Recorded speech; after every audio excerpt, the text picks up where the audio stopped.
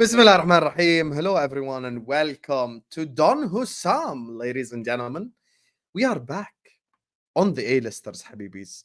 Big up to every single person locked in. We already have 700 people in the stream. Guys, please hit the like button. Please subscribe to the channel if you're yet to do so. Also, all the incredible guys coming on the stream right now, all the guys that are coming on the stream as well, their channels are in the description. So please do hit the like button, subscribe to the channel, subscribe to all these great guys as well, because we need the likes up, Habibis. Because there's 700 people in here, we ain't even on 100 likes yet. You're all a bunch of Dominic Solankes. You're all a bunch of Heung-min Sons. As a matter of fact, you're all a bunch of Brennan Johnsons. Slap the like button now, you frauds, and subscribe and keep getting around in the chat. Joining us first and foremost, the guy that hunted the wolf. You get me? Saka 2 GA, Salah 2 GA. Certain guy who's apparently better than both, 0 GA. Joining us on the channel is the biggest troublemaker in the Arsenal fan base. Man like Egal is in the building. How do you get Egal, man? Listen, we're going bar for bar. We gotta catch up to Salah every single week. That guy's a beast. 300 goal involvements in 350 games. That's unbelievable. But then we see Erling Haaland, the robot, friggin' 91 in 100. What the fuck? What kind of ratios are these? Haaland is on some next level. I can't lie to you. Just so Salah's record isn't intact. Like, I need Haaland to just literally like move to another different league or some shit. Just go play La Liga or something. Bro. Who's gonna take him? Real Madrid just signed thing, and Barcelona's broke, so you're stuck with him in the Premier League for a while, man. I mean, Barcelona could pull a lever or two. You never know. Nah, bro. Barcelona. The only way he ends up at Barcelona is if he runs down his contract and goes there on a free. Possibly. Yeah, that's not gonna happen.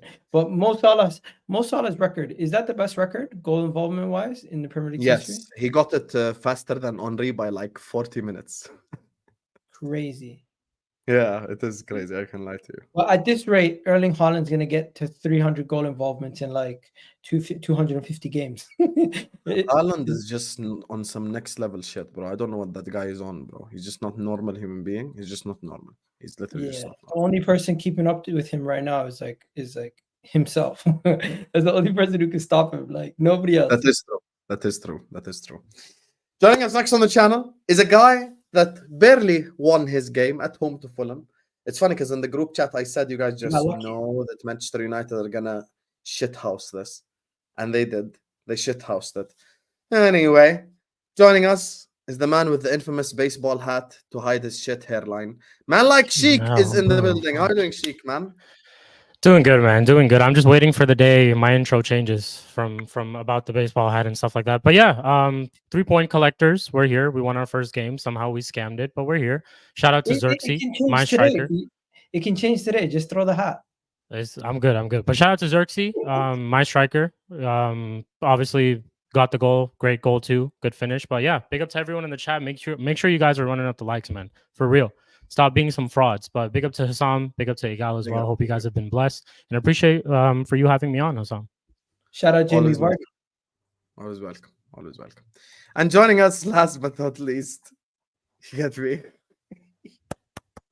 I'm so happy the football is back. I'm so happy.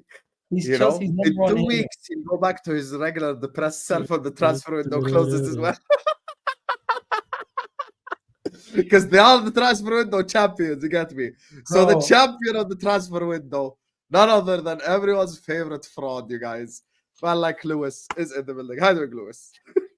We're all good. Back to life, back to reality, all that bullshit. It's good to be back. No. You can't say it like that. You got to say back to life. You got the better melody than me. Reality. Chelsea just realized the transfer window is almost over. Listen, you guys are hilarious. Lewis, I see you fighting your own fan base over a chant. You got Chelsea fans saying that they have a better squad than Spurs. It's crazy. Nah, we do have a better squad than Spurs. Not starting 11 though. Let's be honest. We've got a better midfield and a better attack. They've got defensive problems, so we have defensive problems. The only question mark is a goalkeeper. They can have that. Nah, Lewis. We'll come speak on. about it. We'll speak about it because I actually watched Lewis's stream earlier and I was agreeing with Lewis for like 90% of it, bro. Like, Really? I can't lie to you. Some of the Chelsea fans are just fraudulent beyond belief. I watched Lewis's video as well on it was Chelsea Fan TV, right? With the Yeah. interview. Bro, this guy spit facts, 1 minute, 20 seconds, straight facts. He clipped like the 1 minute, 20 seconds, straight facts. Why are you singing Gallagher's name, brother? And I'll get to Gallagher. 1-0 down, first 20 minutes. That's how you get behind the team. Yeah. You know, we haven't even started the show yet formally. Did you record that video? Yeah, that was me. Let me just say something, Egal. Everyone knows that if there's one guy on YouTube who actually actively hates on Chelsea, it's me. This is a documented fact. They're a rival. We grew up on Benitez, Mourinho. I don't like Chelsea. Chelsea don't like Liverpool. It's normal. Same. The fact that I was there defending Chelsea's decision, with all due respect, even anyone watching this on the replay or right now, he got offered 3 contracts and offers from 6 clubs to join them. How is your conclusion? We disrespected Gallagher. Habibi, he disrespected you because you need to get your fucking decision and keep it stepping. Simple as that. Anyway, let me do these 2 super chats and then we'll start up the stream. Big up to Sean Bieland, who says, big up Hussam. Chelsea and Tottenham have shown us that they ain't doing shit this season. Ajax 2.0 scumbag it again. And we're just waiting on 115. I will trade all of this. I will trade right now Chelsea to finish above Liverpool just if you guarantee me that City get relegated and the 115 hits. That for me, you guys need to understand. There is no bigger fuck you in the whole world than Hussam shitting on Man City. Lewis lived it last year on the Back Again podcast. He knows any City shit, Hussam is like you guys think I hate Chelsea. Ooh, you haven't seen my City stuff. My City stuff is on next level. I'm telling you right now. I said, wallahi, I'm a man of my word. I said there'll be a whole party on YouTube. Everyone's invited. We're gonna bring the food. We're gonna bring the cigars. I'm gonna do a 12-hour stream. Lee Gunner and Northside arguing about 6 and 7 hour streams. That's nothing. I'm gonna do a 12-hour party, Habibi, if they get relegated. I'll pull up for an hour. Bro, let me tell you something though. Hussam, you think you have it bad? Imagine the Premier League. They have their champions for the last 4 years. The team that's won how many trophies in the last 7 years? That's the last damn decade. If they get the charges against them, the Premier League looks bad. 100%. The Premier League looks bad, and if the charges don't stick, the Premier League looks bad too. So regardless, you think you're City's biggest hater? The Premier League right now is the biggest hater of the Premier League champions. It's crazy. 100%. Lewis, y'all ain't transfer window champs. That title goes to Benfica for Nunes and Enzo. Guys, they're Portuguese Don't forget champions. Joao Felix. Portuguese champions. And Joao Felix. Yeah. Them Atletico 100 million. Did you see the graphic recently going around today? And now we got him for 35. Yeah. But Joao Day. Happy Joao Day, man. Yeah, thank you, man. Thank you. I don't know how to feel about this transfer, so I'm just choosing to look. There's a graphic going around. I found it. So Joao Felix for 127.2 million euros. Yeah, Fernandez 121 million euros. 85 for Nunes. Diaz to Man City, which was a decent deal, 71.6. Gonzalo Ramos 65 million to PSG, another scam. Then the Neves guy they sold this year for another 59.9. Ederson for 40 million. They sold Wissa to some team in Russia, I think, for 40 million. Joao Jimenez for 38 million. And their 10th one is another scam, Semedo to Barcelona for 35.7. That's fucking mad. Not a single one of those transfers I'd take at my club right now other than Ruben Diaz, probably. What about Ederson? Ederson too. Respect me. I employ Alisson, brother. No. I mean successful signings, obviously. Yeah, no. It is a successful signing. I'm just not taking him at my club. When you employ Alisson, you ain't looking at no one. Only one I would have a conversation with you is Courtois right now, to be honest with you. Those are the two. Big up to you, my guy, Sean. Mookie says, awful channel name and profile picture day 3. I changed the banner. Vel is working on a logo. Be patient with Vel, yahi. He's a fraud, but when he comes up with something, he comes up with some good shit at the end. Up the Chelsea, Lewis. Weed out there are toxic fans, is what the guy is saying. Yeah, bro, it's only going to get more and more toxic this season. This fan base ain't ready for possession-based football. They are not ready. I didn't deep it was this bad, but fuck. Yeah. Nah, Big up the panel, my guy Shikh. Hussam, my Chelsea hate is on the same level. Do not let them escape. Definitely your Chelsea hate is not on the same level. And also, can you please send Shikh a new picture? I beg you, you absolute fraud. You look like the biggest fuck boy from I don't even put him on 2007. thumbnails anymore. We need a new I don't even put picture. him on thumbnails. So the Mud Yeah. Brothers has a better thumbnail. You're so fraud. I've never seen a guy mirror selfie, like just like the cringest thing. You need to change this. You need to change this. Send him your face or some shit. Lewis, have they came out with why you guys might be charged and relegated like City? Oh, I'm sure you saw the article, right? Oh, what? There's more scaremongering? There was an Don't tell article me by there's the another Times like article. 2 days ago that City and Chelsea are in financial trouble. What? For what now? What bullshit Blue is this? cartel. Blue cartel. I actually didn't know Man, this is myself. probably That's crazy. bollocks, but let me find it. What did It's you either say? the Times or the Telegraph. I know it starts with a T. So Can you let us Chelsea know are because you sent me the article. The CP was talking about it on my channel. It's something to do with the Roman era. Was it something to do with the Roman era? Oh The yeah, stuff Is it because they self-snitched on themselves? self-reporting. The self-reporting snitching. last year. So like we could get a points deduction, we could have a transfer ban. We don't know, but I assume whatever it is isn't going to be anything that deep because I think if you get a transfer ban, it helps you. regime. I think if you Might get a be why we're transfer ban, it helps stockpiling. you. Might be why we're stockpiling. We apparently Chelsea, the owners also took 100 million out just in case of a fine too. So one or the other.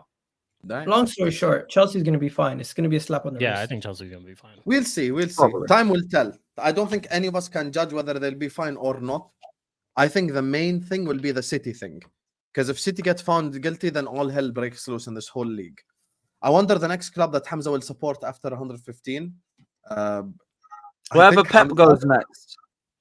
Hamza, okay, I'll tell you what 115, Hamza. I'll tell you genuinely, Hamza has 3 choices. Number 1, stick with Man City and actually fully live the League 2, League 1 championship life.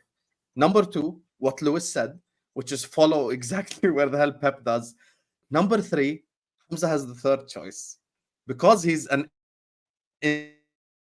influencer, because Hamza's like an influencer and stuff like that now, he can just disappear.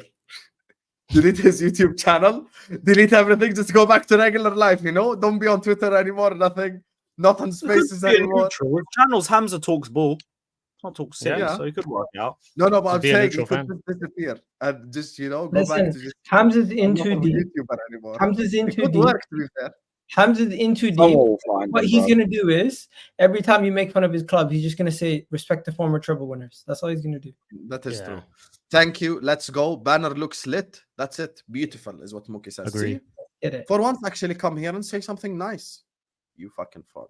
And speaking of saying something nice, informally before we start the stream, guys, it's Suraida's birthday. 1,000 people of you in here. Please wish her a happy birthday in the chat. You guys have seen her always supporting the channel, always showing us love. Everyone wish happy birthday to Suraida in the chat right now. Happy birthday. Happy birthday. Big up, big Happy up, big up, birthday. big up. That's a beautiful name, by the way. Yes, happy birthday to Suraida in the chat. Guys, 1,000 people in here. Big up all the super chatters. We give you all a massive shout out at the end. And let's just start with Chelsea. And listen, the guys don't even know this, but we're switching it up this season. Instead of Lewis just sat there like a fraud for 15 minutes quiet, this season we aren't going to do this. We aren't going to let the guy that lost be the last one to speak. I don't want to do this anymore. So we're going to let Lewis start, and he's just going to talk on his club. And then after that, what happens is a conversation. So me, Egal, Shikh, and Lewis all speak together on whatever we think about Chelsea. But let the Chelsea fans speak first. We're switching it up this year. That's a W switch up, in my opinion. Even though I could use it to shit on Lewis and Chelsea, but it's the truth. Like Lewis can't just sit here for 30 minutes as we speak. So every stream last season was just be like this for like a full hour. So thank the Lord. But yeah, so we lost 2-0 to Manchester City.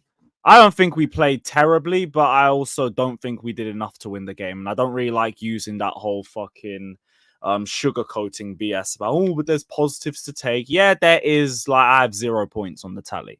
At the end of the day, I didn't do enough to win the game. You got to look at the reasons for that. Now, in terms of the goals, first goal, I do think Fofana's a little bit flat-footed, but for the most part, I just think it's a pretty good pass and a good finish from City, so I'm not really blaming anybody too tough on that one. The second goal is just a colossal amount of errors. You have Sanchez just being Sanchez and dawdling on the ball. Fofana just hoofs the ball to no man's land. Enzo and Caicedo just go split and just let Kovacic run clean through them. Colwill doesn't try to close him down. And Sanchez just stands here and just says, here, have the whole near post. Have the whole near post, mate. Have a hit. Fuck it. I don't care about goalkeeping anyway. I can't even pass. Then that's how we basically lost the game. And obviously, we weren't really that good in the final third. I think in the midfield, we were pretty well. I do think we did well in possession. I do think we did well at times in terms of build-up. I think Fofana didn't really have a bad game. Second goal in the mistake aside, I don't think he had a bad game. Lavia by a mile, our best midfielder, probably our man of the match in that game. And I don't want to make any big judgment calls, except please start Philippe Jorgensen in the next home game. I can't be bothered with Sanchez. But it does seem like it might be a Lavia and sort of conversation. Because the one thing that kind of annoyed me a little bit was partly selection, partly the game management too. Because, look, I got annoyed with Poch because he persisted with playing Enzo further forward, and it clearly wasn't working.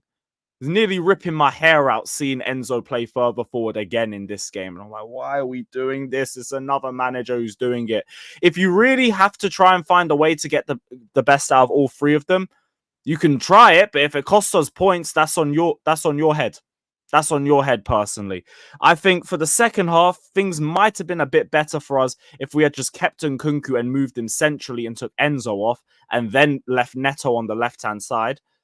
Maybe you could have even started Mark Hiu because Jackson had, 20 minutes of preseason and we've thrown him into Man City. Like, it was very risky to do it. I understand a little bit, like, play your best striker, but I would have just played Mark Hiu. He's more sharper. He's more ready. Bring Jackson off the bench. Let him have a 30-minute cameo or something and have him start the Wolves game. So that annoyed me in terms of the game management and everything. And I feel like we lost a little bit of our momentum as a result of that too. But yeah, just the bigger thing for me is selection over the next few games.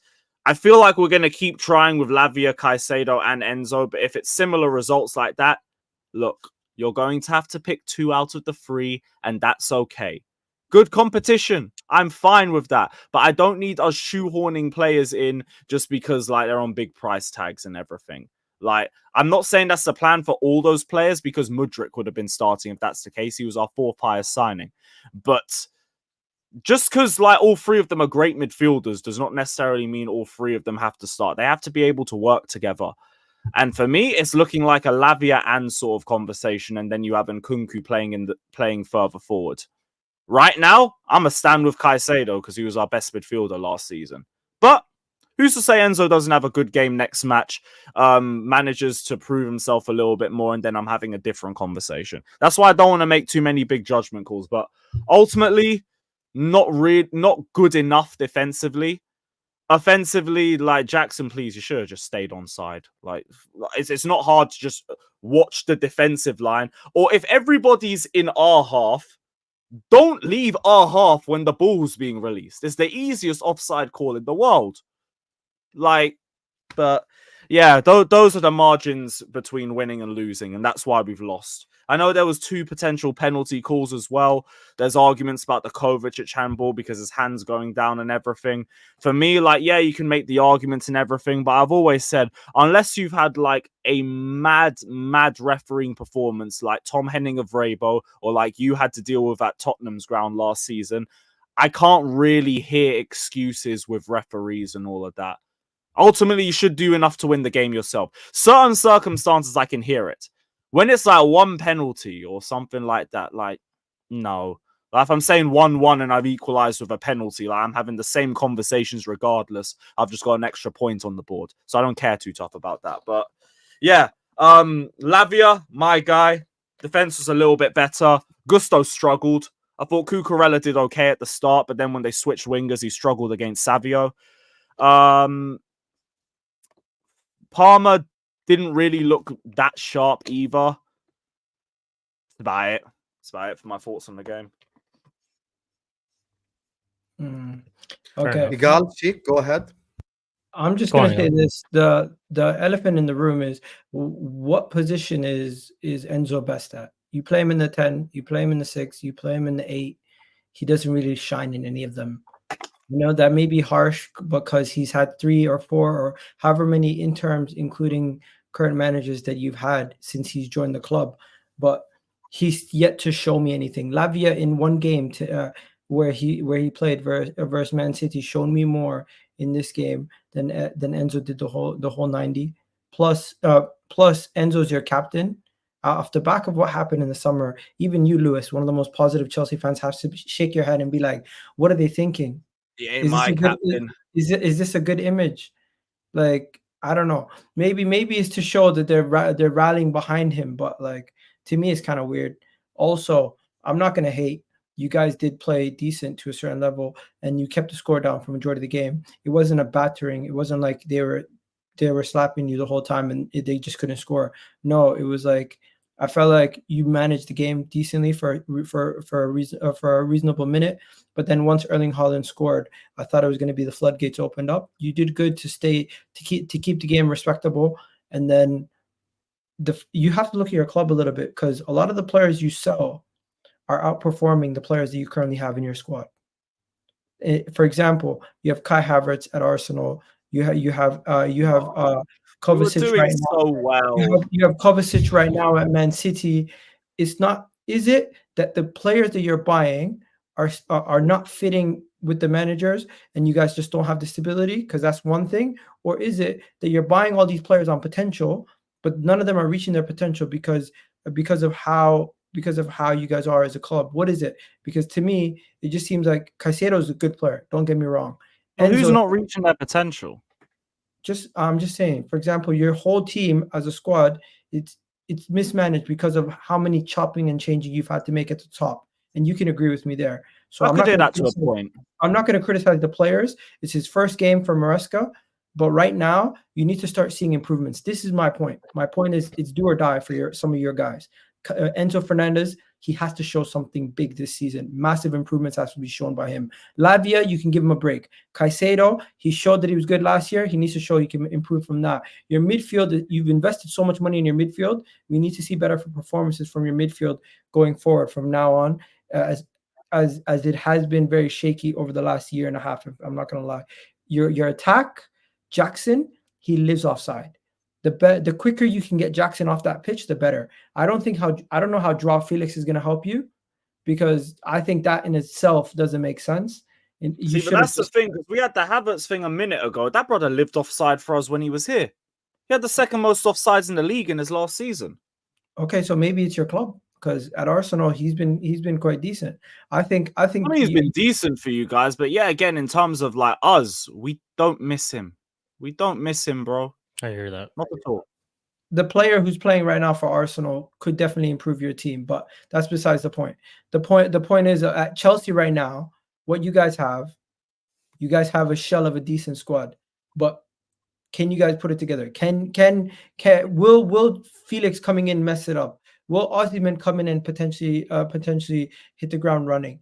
There's a lot of unknowns, and at this moment in time, I still feel like Chelsea are not that team. They have not shown me enough yet. And Maresca, he has a lot of work to do. Will he get the patience from your fan base? Because your fan base is quick to turn on managers. I want to know. That one I'm a bit unsure about, because like these fans showed me a lot even on match day 1 against City. I think it's going to be a month. In a month's time, Maresca's going to already be telling Matthew Harding to fuck themselves. And if he does that, cool. Like I won't even blame him. These men have zero patience, and like from the Chelsea fan base I saw last season, that's a bit fucking rich personally. But most of all that I agreed with. But like the stuff about the play, like I don't think we miss anybody that we sold really, except I mean, I wouldn't have minded keeping one of Rudiger or Christensen. That would have been nice. I wouldn't have had to spend all the money we've done on fucking centre back since then. Midfield had to be rebuilt. Even when we had Kante, Kovacic, Jorginho, it drove me mad because I had zero creativity in that midfield. They were all just ball retention and ball progression, nothing in the final third. Like, and if anything, I think we're a lot better defensively now than we even were with those three, because neither of them's really a 6 like that. Even Kante, I used to be Jorginho is with my definitely a fans for 6. years. Who? Jorginho is definitely a 6. But he plays better with somebody, not as like a lone 6 by himself. Because then he gets isolated, and then he's a problem in transition. That's what I mean. Like, we didn't have a single lone 6. Man tried to pretend Kante was that. He wasn't. He ain't no lone 6. That guy is an 8. He's a destroyer 8. He breaks up play. He plays around the pitch. You had solid defenders. I'm more concerned. You guys are going to need to outscore opponents. Your attack didn't look that good versus Man City. But we put Enzo playing in the 10. Enzo playing in the 10 was stupid, in my opinion. Yeah, I agree. But also Jackson playing with 20 minutes of preseason and Palmer with 45. Like, they're going to be stifled. Why wasn't Noni playing? Why wasn't Mark Hugh playing? Or at least one of them. Yeah, I was surprised to see Palmer start. That's why I didn't criticize. Okay if he came up. That's why I didn't criticize. I didn't criticize Cole Palmer. No one's criticizing Cole Palmer. Literally his first game back. But I think if I'm going to look at it from my perspective, that's why I'm not onto Jackson too tough either. You should have Cole Palmer or Nkunku playing in that 10 position. Because Lavia and Caicedo can hold it down in that midfield. You don't need Enzo, Lavia, and Caicedo on the pitch at the same time. I just don't think that midfield trio works. And when it comes to your attack, I'm seeing people making 11s with Nkunku, Cole Palmer, Felix, all on the same pitch. It doesn't make sense. Like you can't try to have Neto and Felix and Palmer and Nkunku all on the same pitch. You have to get one of them out of there. And in my opinion, if you're signing Joao Felix to be a bench player, rotation piece, perfect. That's his role. But if you're expecting him to be a starter week in, week out, you're gonna be disappointed. I don't think he'll be a starter. I mean, if you look at all the players, who does he start over? I think every single person in that Chelsea squad is better than him currently in this moment. That's why he's not even like pushing for big wages or anything. He's willing to be with our wage structure and everything. It's his best opportunity to prove himself. Atletico don't want him. No one else in Europe wants him. He's a good player. Don't mind him joining us, but not starting, and he's just going to be extra depth. What's and his figure wages? out from there. You said he'd reduce his wages. What is it? So he was on 112 million euros when he was at Atletico. So I'd assume it'd be something like the same. So probably around like 100k. That's decent. It's just he's on a 6-year deal. So if it doesn't work out within a year's time, if you can't flip him, you're just gonna let him go for cheap. Hell, within like 3 years, apparently his like amortized transfer fee would be 15 million. So like we wouldn't even have to sell him for too much, and he's gonna be on low wages too. That's why I think it's kind of low risk and everything. I don't mind you like making this sort of problem because it's easier than just having Gallagher at the club. I'm just not going to pretend that there's a plan behind it. There isn't. It's opportunistic and fine, but you figure out the squad building from there. At least you're honest. I mean, one thing you can say is that it's better than them getting that Samu guy. I mean, Joao Felix, if you compare them, like Joao Felix, like as much as we can say all this shit about him, he's still a good option for Chelsea. Are you talking about Almiradian? Nobody knows Almiradian, but at least from their perspective, Chelsea fans could say, yeah, our scouting department's doing something. Joao Felix is just like the U-turn on Joao Felix just makes the whole situation look very silly. No, but even then, Omrodion just felt like such a fucking lie because everything they said about him, it's like, okay, why have you bought Mark Hugh? Like, they're stockpiling the same thing. How many players have you actually signed since Todd Boehly took over? Do you know? I'd assume basically the whole squad bar like 3 or 4 players. I actually read something on Twitter. It was something around like 30 transfers, something like that. I could be wrong. See, someone said in the chat 34. Yeah, it could be like 30 Lewis, transfers. you lose to Wolves, you know you're getting another signing. Yo, that's not going to be what's on my mind if we lose to Wolves. I swear on my life. That's exactly how it's going to happen. Wolves is like where we have some sanctity and some calmness. Is there any toxicity in the club when Todd Boehly's in the building? Like, do people cuss at him or anything like that? I mean, like, there's chance when the team are losing, if anything, but they're not like pointed at him because like you can't really see him from where we are. Yeah, but the maddest I don't get is they're all going at Boehly, and it's like he's the minority owner. What is the point? Like the maddest thing with Clearlake is they've managed to divert so much of the attention away from them and onto Todd Boehly, and the guy's the minority shareholder. He's the face. It's mad, huh? he's basically the face though of the takeover. Yeah, he's the face, but like he's not the guy making the main decisions. That's Igbali. That's Clear Lake. And I like hear you. no one's chanting about them. They're all chanting about Bowley, who's the only one who's fucking going to the games. Man's just trying to vibe. But It's kind of like us whatever. with the Glazers. Like, yes, Ineos are here, but ultimately the Glazers have the majority stakeholder. So yeah, most of the decisions, if we do go against them, we're gonna blame the Glazers still being here at the end of the day. So that's my input on it. It's But yeah, gonna be- Enzo. I want to talk about Enzo real quick because I've actually been on Enzo's case for the past year, man. I just don't think he fits in that team. I look at him in the 10, he's not good enough. I look at him in the 8 or in the 6. Caicedo and Lavia are better than him.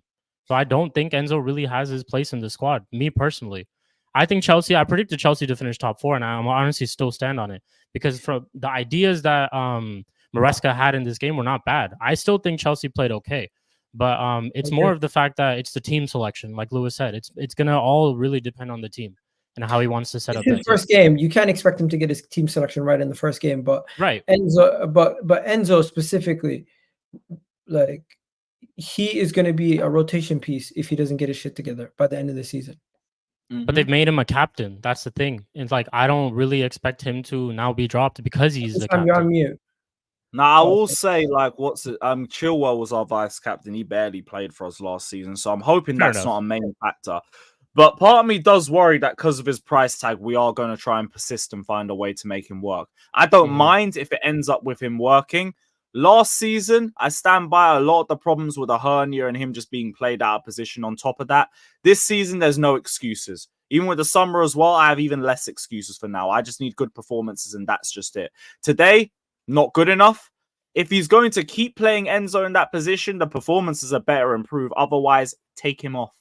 Take him off. And I don't have a problem with that. If Lavia or Caicedo are ever on the bench for Enzo to play in the midfield with one of them, I don't think it would make sense.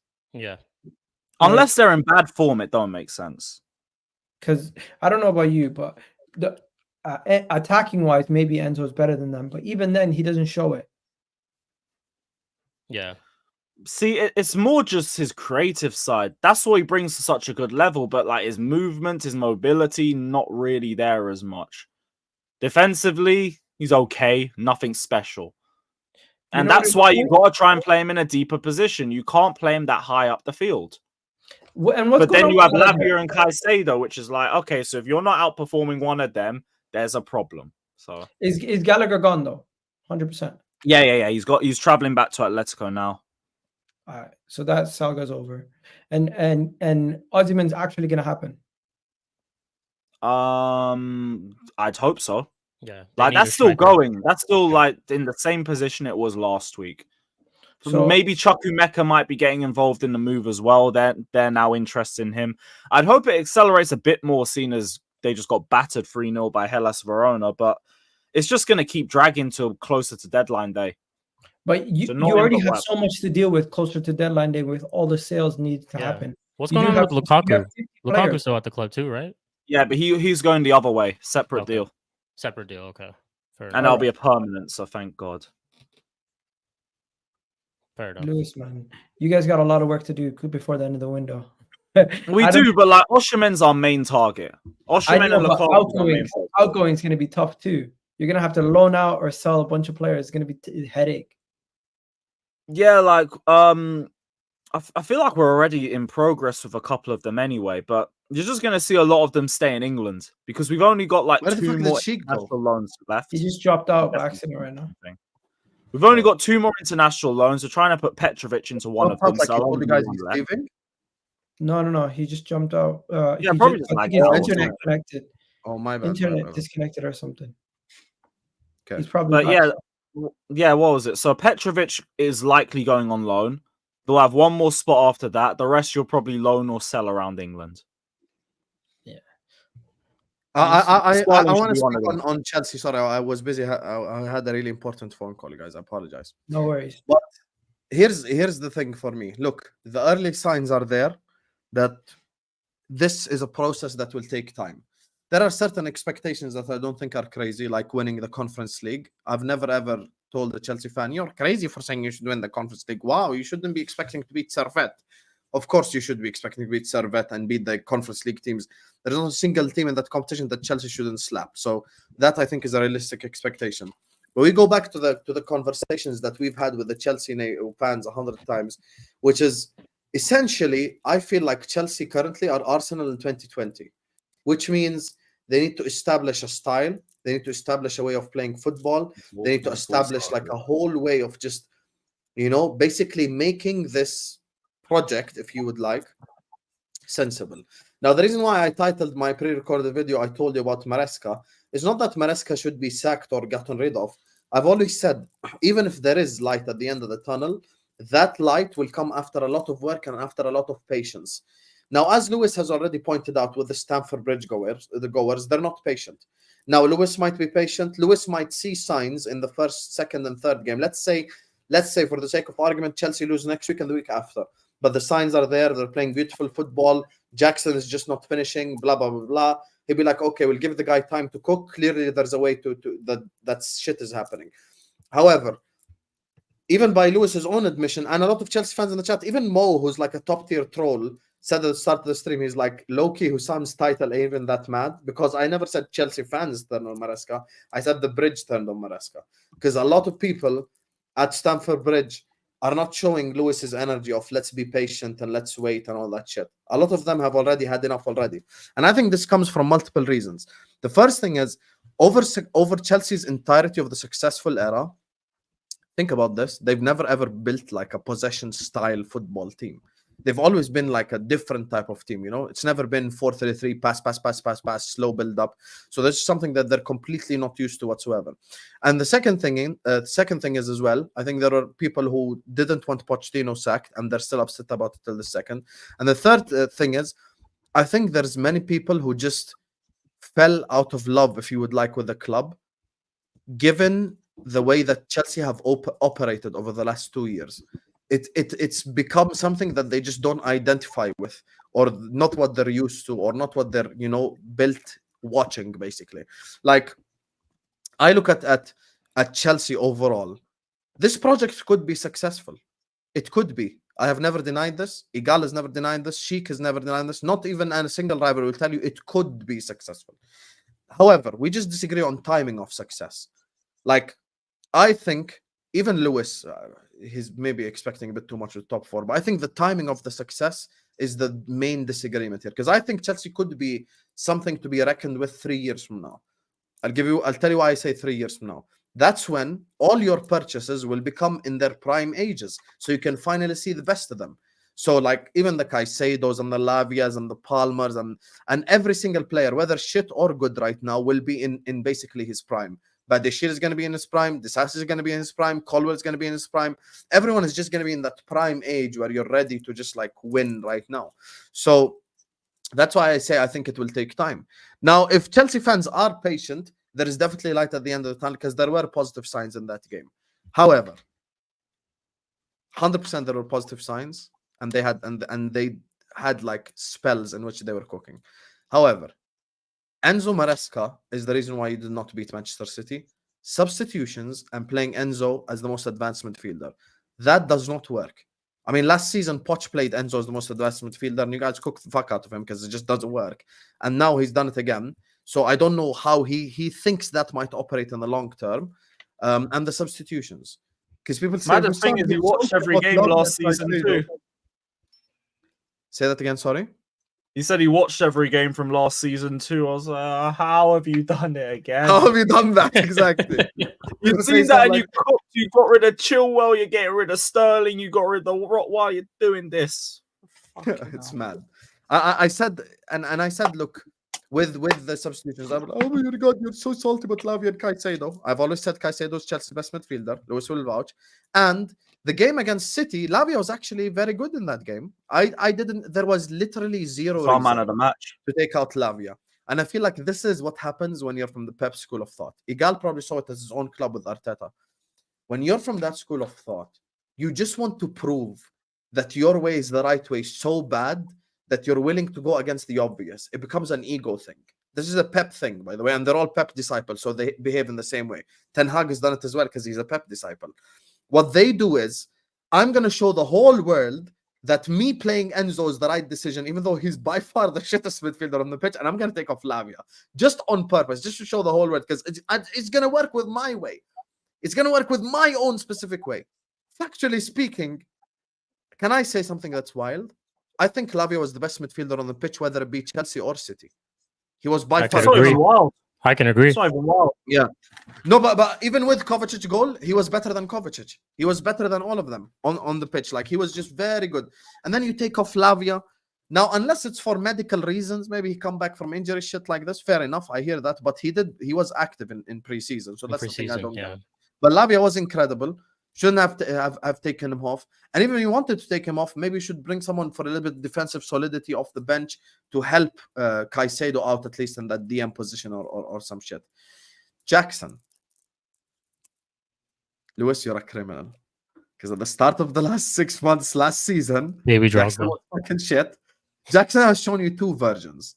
Good Jackson and shit Jackson. Sunday was shit Jackson. Sunday was the first of the beginning of 6 months of last year again. Like, it just happened again. And finally, I said at the start, I have to speak about this. And I'm sorry, this shit is bugging me. Chelsea fans, listen. Shit on Todd Bowley, shit on Iqbali, shit on Clearlake all you want. But guys, shit on them for the reasons they have given you to shit on them.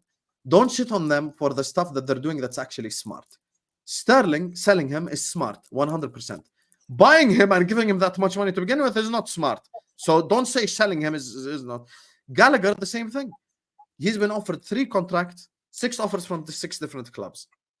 What, like, how is this Chelsea disrespecting Lavia? Like, it's just, I cannot comprehend some of the shit that happens. Same thing with Ben Chilwell. Getting rid of him is the smart decision. I think buying Joao Felix for me isn't a smart decision. Me and Lewis have already had this argument, so I need to open it up again. It has nothing to do with overall. Anyway. I just don't think Felix helps what Chelsea are trying to do. You need someone different. Now, Chelsea, next week against Wolves, we will see the truth of all this. We will see. We will see the cooking. We will see if they can cook with possession football. We will see whether Maresca is stubborn or not, whether he learns from his mistake or not, or what exactly is going on.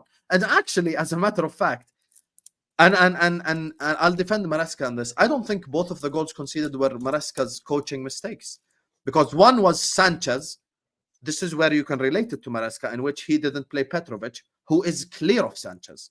Fuck passing out from the back. More Jorgensen, if anything. Petrovic is saying in our plans. Yeah, new signing, give him a chance. And the first goal, I'm sorry, Colwell and Fofana there together. Like, it's just, you have to just have the basics, in the words of Mourinho, the basics of defending. Just basics. It's complete basics. So for me, listen, this Maresca guy can cook. There are signs there, but you have to be patient. You have to be patient.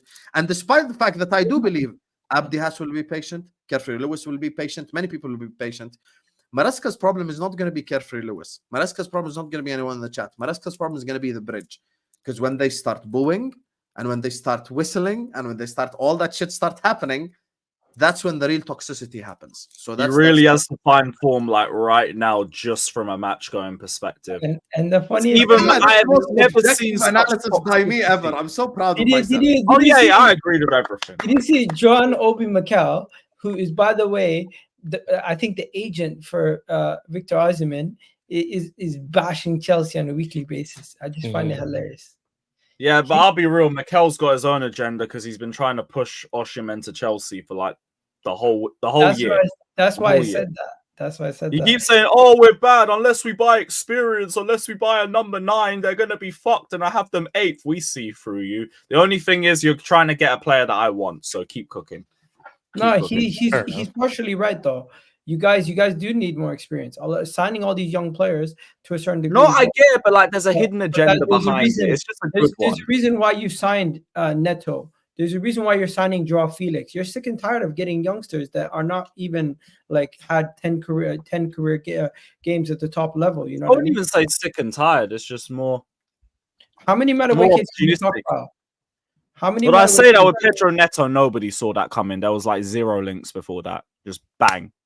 Everyone was Can linked to like Pedro Pedro Neto. Neto, though, very disappointing performance. He didn't play well at all when he came on.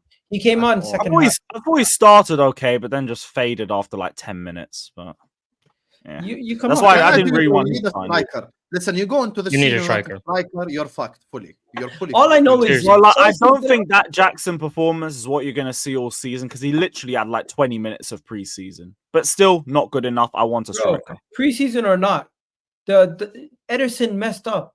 How are you not on side for that? Because he's just being fucking stupid. That's why. How are you There's nothing offside? else. It's just stupidness. He had that one chance too, where like someone had the ball and he hit it straight Yeah, that towards has nothing to Ederson. do with Yeah. Bro, he preseason. had a long ball hoofed into him. He was the only should guy be in the scoring that. City half. How can you not stay on side and just stay in our half?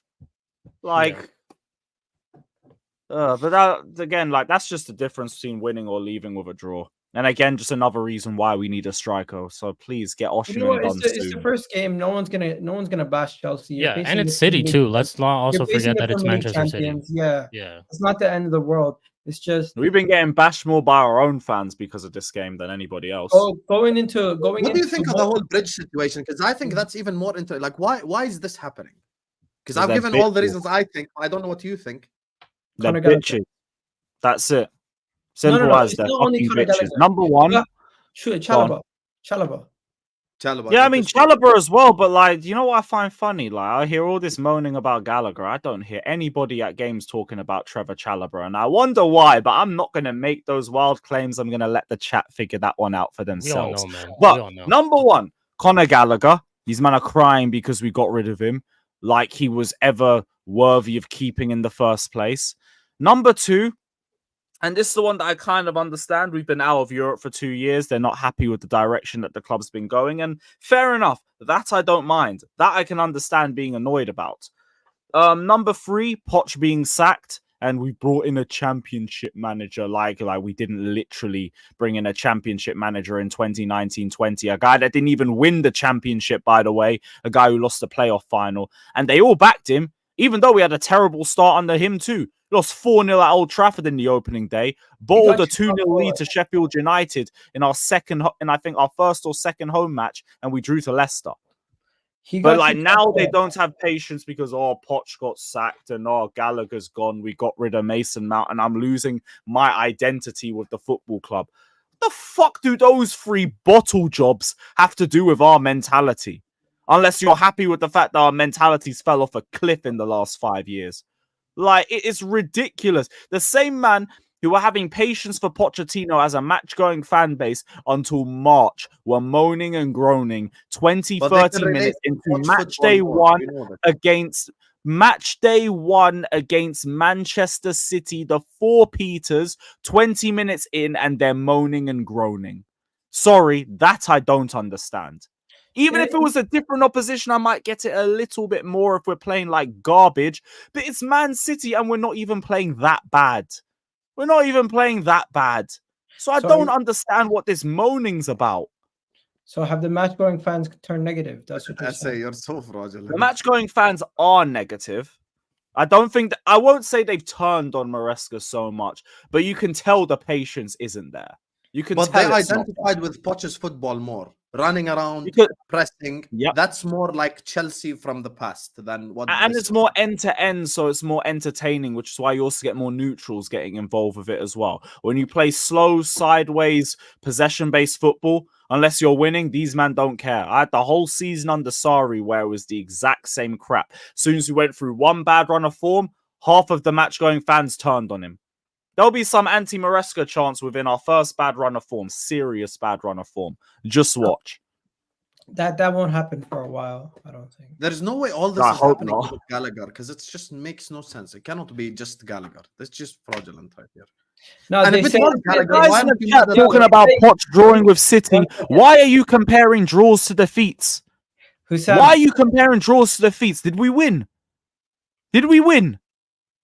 So what are we fucking talking about? There's a listen. It's a silly argument for who's a drawing draws? Stupid. Club ball, Poch ball. Chat. I was joining the chat. Club ball, Poch ball, park the bus ball will always look better against Pep because you have a chance. That's it. You cannot out possession Pep. That's literally it. Ask Man said, Egal. well, it's He played- 1 point he- versus he- 0 points. You must be a Listen, Tottenham fan. ask Egal. He played possession football against Pep, got slapped the fuck up, and then he parked the bus and got a point and 3 points. So you have Yeah. to play differently against Pep. That is Yeah, all, man. Like, Also, So- Hussam, this season Chelsea's gonna be a lot better against the rest of the teams because of the way they're playing, but they're gonna be worse off against us, like top 6 teams. The I don't opposite know, of to be last year. honest. Like, my biggest question is like, how are we against low blocks? That's what I want to Yeah. find out. I think that's why the We should be Wolves better game. against them. find out next week, baby. Wolves game is very crucial. Yeah, very very Next crucial. I week, think that wallahi, was a everything good will be told perspective. next week. I'm telling you guys I, right now. You see the want to Fulham know who game? that mosquito guy is gonna touch up. But this again, time. next Monday I ain't about, so we gotta figure that Did one. you guys see what Mosquito did in the Arsenal game? That guy, you're gonna face him next week. Wait, are you playing Monday Night Football? Mosquito. No, Sunday, but Maresca, Monday's whatever his carnival, name so is. I'm not around. Oh. You I'm know out the with guy who Flawless talks all about day. Havertz? Little fraud. I thought there's an important reason and it's carnival. There you are. Yeah, I'm having a day off, Yeah. bruv. you Do are. on You're Tuesday enjoying or the fucking something. Carnival, you guys. There you are. Bro, You I know already when you said first it. messaged that, my first thing was shit. Chelsea are playing on Monday night, man. So they're giving him the Monday night slot. Who's even playing on fucking Monday night next week? No, I'll check for God you. knows. I'm checking it. Let me check. This Bro, fraud wanna just make it Carnival, you Tuesday. It's fucking fine. fraud. Yeah, I Chelsea, heard I'll Carnival's do it. lit. I'm man. be out with Flawless and Just make it Troops. Tuesday. There's no game Monday. There's no game Monday. There's no Yeah, game Monday. There's no Okay, game khalas, Tuesday you know what, either. we'll just run it Tuesday.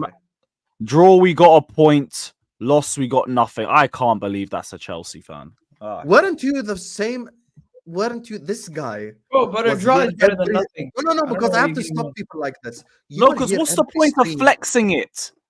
No, No, but bro, but let you me get tell two- you, there's you a get bigger two more part. This draws, you guy would've was got here top every four. stream. Whenever I defended Poch, saying that Lewis is spitting and disagreeing with me. Now you're using Poch as the reference.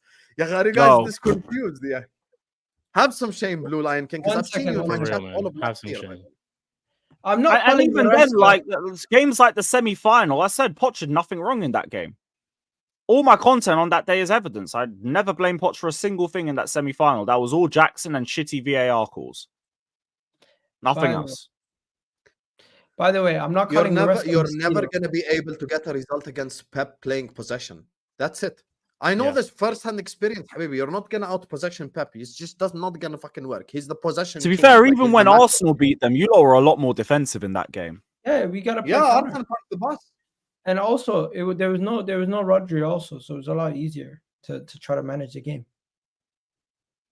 Oh yeah, it wasn't for us. I can't lie, the fact that there is no Rodri. The one thing though, I will say, one decision that genuinely will bite Maresca in the ass is the Sanchez decision. If he persists with Sanchez and he cost him again, because Sanchez will always have lackadaisical moments, and he had it last year. If he persists with Sanchez, that might be something that genuinely, like, actually costs Chelsea so many points if he persists with it. However, way, knowing What if he does? That's on him. Can we talk about City for a second? City, yes, if they are really gonna get the Gundogan stuff, did you guys hear about it today? Yes. So Yep, Barcelona Gundogan could be going back. have told Gundogan he can leave, and rumors are having that he could have a return to Man City. Now, I don't think that makes sense to me. One, because when he left to go to Barcelona, there was a contract on the table which he didn't sign, and if I'm not mistaken, it was 3 years. So are City now gonna go and give him more than what they originally wanted to give him? Or is he just gonna come back and ask for the same contract? Also, how can Barcelona afford to just let him go? Somebody's gonna have to pay a transfer fee, and the only Maybe they can't afford to keep him. the only maybe that's people all. that would make sense to buy him is probably Saudi. Barcelona gets money, win-win for everybody. But I don't think Man City would pay to take him back. Like, would they pay money to take him back? Would they actually pay a transfer fee for a 33-year-old player that they let go who has a back issue? It doesn't really make sense. Maybe. I mean, And did I don't know Well about you, City but- understand the system? All depends on how much they're asking. Have we heard any fee or anything? But bro, they're kind of changing it since he left. They changed the whole defensive way, the way they play with the center backs slightly. I don't know, but like, all I've heard is City are close, so I'd assume that would get sorted. I don't think think they'll it's get him. I think they'll get him. I don't think it makes sense. It doesn't make sense. The guy left them. I think he's gonna end up going for like either Saudi or one of the MLS or something. He's gonna go get a paycheck. I don't think he's gonna The come back. bigger question would be like, what happens with Nunes or someone, for example? Did you guys hear how Deco proposed a swap deal between Gundogan and Rodri? Yeah, I heard that. No way he Oh, did. hilarious. Yeah. Nah, he did, bro. He Let did. me bring that up. That was fucking did. hilarious. Yeah. Nah, I have it bro, I right had here. the He nerve proposed to a say swap Rodri deal. for that Gundogan. can't be real. I thought that was fake. I thought that was like a banter post. let me Gerard check. Romero to us. I think. Nope. Yeah, it's bollocks. It's bollocks. Yeah, it's bollocks. Fair I just enough. read it. Literally, the fucking bio says parody, bruv. Ah, Yeah. You got done by a banter post, bro. yeah, it did. I seen That- it though. It was No, just Loki hilarious. caught me as well. Fuck's sake. That happens. That happens. But yo, when it comes down to it, you're facing Wolves next week. You can't slip up against Wolves, or else Chelsea's a joke for another season in a row, bro. Oh yeah. This year, like I've said all summer, nowhere to run, nowhere to hide. You have to get top 4. If we don't get top 4, ultimately it comes down to Clear Lake. Whether it's because of the manager, whether it's because of individual players, this is now the squad that you have built. It's your 3rd season. We should have got top 4 last season. Fuck that again, manager identification. Now you gotta get it this time. So we'll see. Again, top 4 does not require a lot of consistency. By the way, Erling Haaland, you got to give it up to him. He is unbelievable. Savio, I thought he looked really good. I thought Yes. Savio looked Yep. good. Savio did. People We weren't even are on the strong side. People are gassing Doku. I thought Savio was better than Doku. Yes, Doku had a hand in the goal. I'll give him credit for that. But overall, I'm still not impressed by Doku. I need to see more from him. Besides the Bournemouth game, I've never seen that much from him. And yeah, Foden came off the bench. No one else really stuck out as a negative. Kovacic was really good with his goal and the run that he made with his goal. You know what? I never really seen him score too many goals at Chelsea, to be fair. So that was It was always a banger, though. Yeah, Like, that yeah, was for me, it's like Kovacic annual banger, but this time it had to be against us. Just because every ex-player loves a goal against us. and he didn't celebrate against you, so you got to give him credit there. He didn't. Oh celebrate. yeah, Kovacic. I never hated the guy, man. Like that just confirmed. I it for told me. you should have kept him. Fraud. Told you. He wanted to leave. He had a year left on his contract. Not more. Give him Not, new nothing else we contract. could It do. was worth it. He's Remember- He didn't want to stay. City were interested. He didn't want to stay. Yeah, This he might wanted be to the whole rebuild. Everybody couldn't stay. They either 'Cause of wanted their to wages. leave, or their contracts were running out, or they were shit. One of the 3. Was it his wages? Not even necessarily. I just think City were interested. He'd just rather the move. That was Fair. it. Yeah. He said he had a good time here. Like, yeah, never rubbed anyone the wrong way. Yeah, go do your thing. I'm not doing revisionist history at all. I said Lewis himself knows this. I said you should No, kept he's Kovacic saying for that 3 because years. COVID, he was cheeks in our last season. But when That's Kovacic joined City, everyone said that's the bargain of the summer. yeah, because it was a relatively cheap price. It was like 25, 30 million for an experienced, proven midfielder. But for us, like, just looked like he was on the back end of his time. It was crap for us that season. I can't lie, you're spitting here. If he didn't score, no one talk about Kovacic. You are right. That is No, but low-key, Rodri that's No, what I he still did. I think hear without that, the but goal, he I'd still also played acknowledge well. he had a good game. Yeah. Rodri I think played without well. the goal, he still played Rodri well. wasn't there. He played well. Actually, You know I who don't we- even He's think very anyone controlling in City their just- midfield. Yeah, but I don't Very think Rico anyone. Lewis I don't deserves think a City shout out. cooked. I don't think City cooked. I don't think City were unbelievable. City were like Yeah, in yeah. second No, gear, no, I and they was were just- shit. Yeah, it's the first game. You give them credit. They went away. They managed the game. Professional victory, 2-0, clean sheet away from home at Stamford Bridge, a place where last year they got a draw.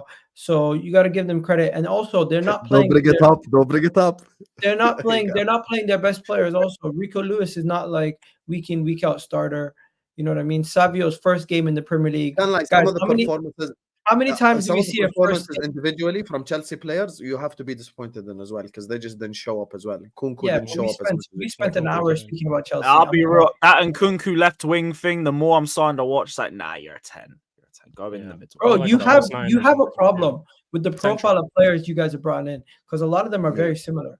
Cole Palmer, Felix, exactly the Kunku. same, by the way. Cole Palmer, Felix, and Kunku, they're all like 10s that can drift into wide areas and sometimes give you really good performances in many different Oh, areas. but Palmer can actually play really well on the right hand side, though. I And agree. Kunku and Felix will solely be playing as the 10. But for me, like, that's great competition. I just don't know what you're doing with Dewsbury Hall after that, but figure it out. Totally forgot about that guy. You know, Yeah, Dewsbury Hall. I think Dewsbury Hall will work his way into the team. And No, Enzo's I going to hope be the guy so. who misses out. I don't know. Like, I think I maybe think in so the too. deeper positions, probably. Can you have too many players and none of them actually be effective? Because that seems to be what could end up happening if you have No, too many because like players. worst case scenario, whoever don't start for us is just gonna fucking cook in the Conference League. That's why I say Joao Felix makes no sense. You Mhm. He does. Hey, Conference League, Joao Felix. Phew, that's unfair, bruv. That's unfair. There you are. I mean, I There you fucking are. hope so. Conference League, Okay, Joao you're Felix. saying you're Wallahi, only signing Tony, what have Felix. Chelsea Lewis, Joao what have Felix. Chelsea become for you to say that statement and then smile? You fucking fraud, man. Well, he's not gonna start in the Conference league League, games, is Joao he? Felix, He's got to do that's fine. something. You know when you rose, you were cooking the fuck out of troops for not having a Champions League. I remember that video outside the park. You were outside. I was watching it as a spectator, bro, from all over the world. And then this guy now just said, without like stuttering, Conference League Felix, he's gonna cook. I'm like, bro, how can I ever respond to that, bro? Am I wrong? It's like one of the best FIFA players ever playing a game on amateur mode. Like, go cook. I hear it. Yeah. Go cook. Come on, We're man. gonna have Noni, Mark Hiu, Joao Felix, Mudryk on the left. Figure it out. But the So rest of that's all good. Are you not even going to register some of these guys in the Premier League? Just register them for the conference? Like, Hey, that's imagine a good idea, to be honest. Cole I'd have a Palmer- separate Yeah, it's a good team. shout. Imagine Cole Palmer is not even registered in the Conference League games. He just doesn't play in the Conference League. He only plays in the Premier League. And then By the way, That's a in the brilliant conference, idea. I think it's the same as Europa. I don't think you have to register the not only a certain age. I think there's a homegrown thing as well. yeah, I think so because we had it last year. We didn't have to register Elliot or Curtis Jones or any of these guys. They're like automatically registered without having to do anything. So they don't even. So count homegrown together. players just automatically can play and they don't have to be. I think it's homegrown and like there's a certain age as well, like under 23, something like that, where it's just Playing like, under I think they 21s call in it the chat. local players or something like that. But I'm not sure. Don't take my word for it. But I'm sure because last time I That's checked crazy. in the Europa League, there was 2 lists for us. One with like Salah, Allison, Van Dijk, blah blah blah, and the other one was like all like the Trent and the Curtis Jones and the Elliots and these guys. So I don't know. It's homegrown and under 20 something, 23 most likely because Curtis Jones was on it last year. imagine tuning into Chelsea in the Conference League and you just see Chukwuemeka and a bunch of fringe players playing. Oh, it'll be brilliant, man. All them man who I'm like, I don't know where they're getting minutes from last season. There you are. You got a whole Conference League. Go have some fun. Go play around. Kick the ball about a bit. A little There's bit. only Find one them. last question I want to ask Lewis before we move on. The Cole Palmer stuff. Obviously, as me and you have rightfully spoken about this before, Cole Palmer under Poch, given the keys, now there is no keys. Now there's everyone working towards the team. First game. What do you expect, or what do you think is a sensible expectation of him this season, or like where do you see him going this season with the way that Maresca is playing right now? I mean, I would hope for a similar season than last season, but I mean, the numbers were crazy. I think he got like 35, 40 goals and assists, to be honest. Like, for me, I'm just looking like around 25, 30-ish for the season. I think that's always a respectable tally for you to have. I would expect him to have freedom even if he plays as like a right winger. I think Maresca said something about Palmer potentially having freedom on the wings. I need to find the quotes, but yeah, I don't think he's going to have a more difficult time playing under Maresca. He's already played under him before, I think under 21s level or something, and he did well for them there. So I have an understanding of what the player is and how to get the best out of him. Same thing with Lavia, and look how well Lavia has been playing ever since he's joined. Even though like, he might have done that last season anyway, but like he's playing well under him. So I have the same belief that he could do the same thing with Palmer. But I ain't that worried. I ain't that worried about him. He's the least of my concerns. It's more Noni, Mudryk, not even Jackson, to be honest. Just them two for the forward line. Those ones I need to make a big step. Why are you worried about 4th and 5th options? I just need to see something a bit more from them. Mudryk in general, like, please raise the bar. I'm Technically, begging. they're Raise 5th the and bar. 6th options now. with Felix? they're not even 5th and 6th. They're literally 6th and 7th options. Because if you're gonna, I'm Well, talking about how's I Noni think a Sterling's leaving right too. wing option? Okay, I'm not looking at him as a right wing option. I'm talking about as your attack. So your first option is Palmer. If you get in Ozyman, So you're saying ability then? based on the pecking order of front three choices, they're like way down, especially if you bring in Ozyman.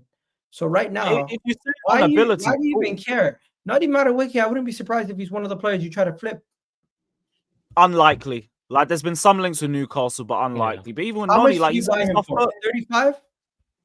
yes, around 30, 35. Wallahi, These if are you guys- second right winger if choice. you guys are smart. That's what I get rid of don't him now. understand. Well, why? He's- You just signed Felix. He's our Gordon, where the second fuck right have you winger. been, honestly? I Now missed Felix comments don't play from right you. wing. Yeah, he's Yeah, their Felix second plays and everywhere. only natural He right plays winger. more That's what it centrally and maybe on the left. You I have don't even Pedro want to see Neto. him He play can left. play everywhere also. Yeah, Neto can play both wings. Yeah.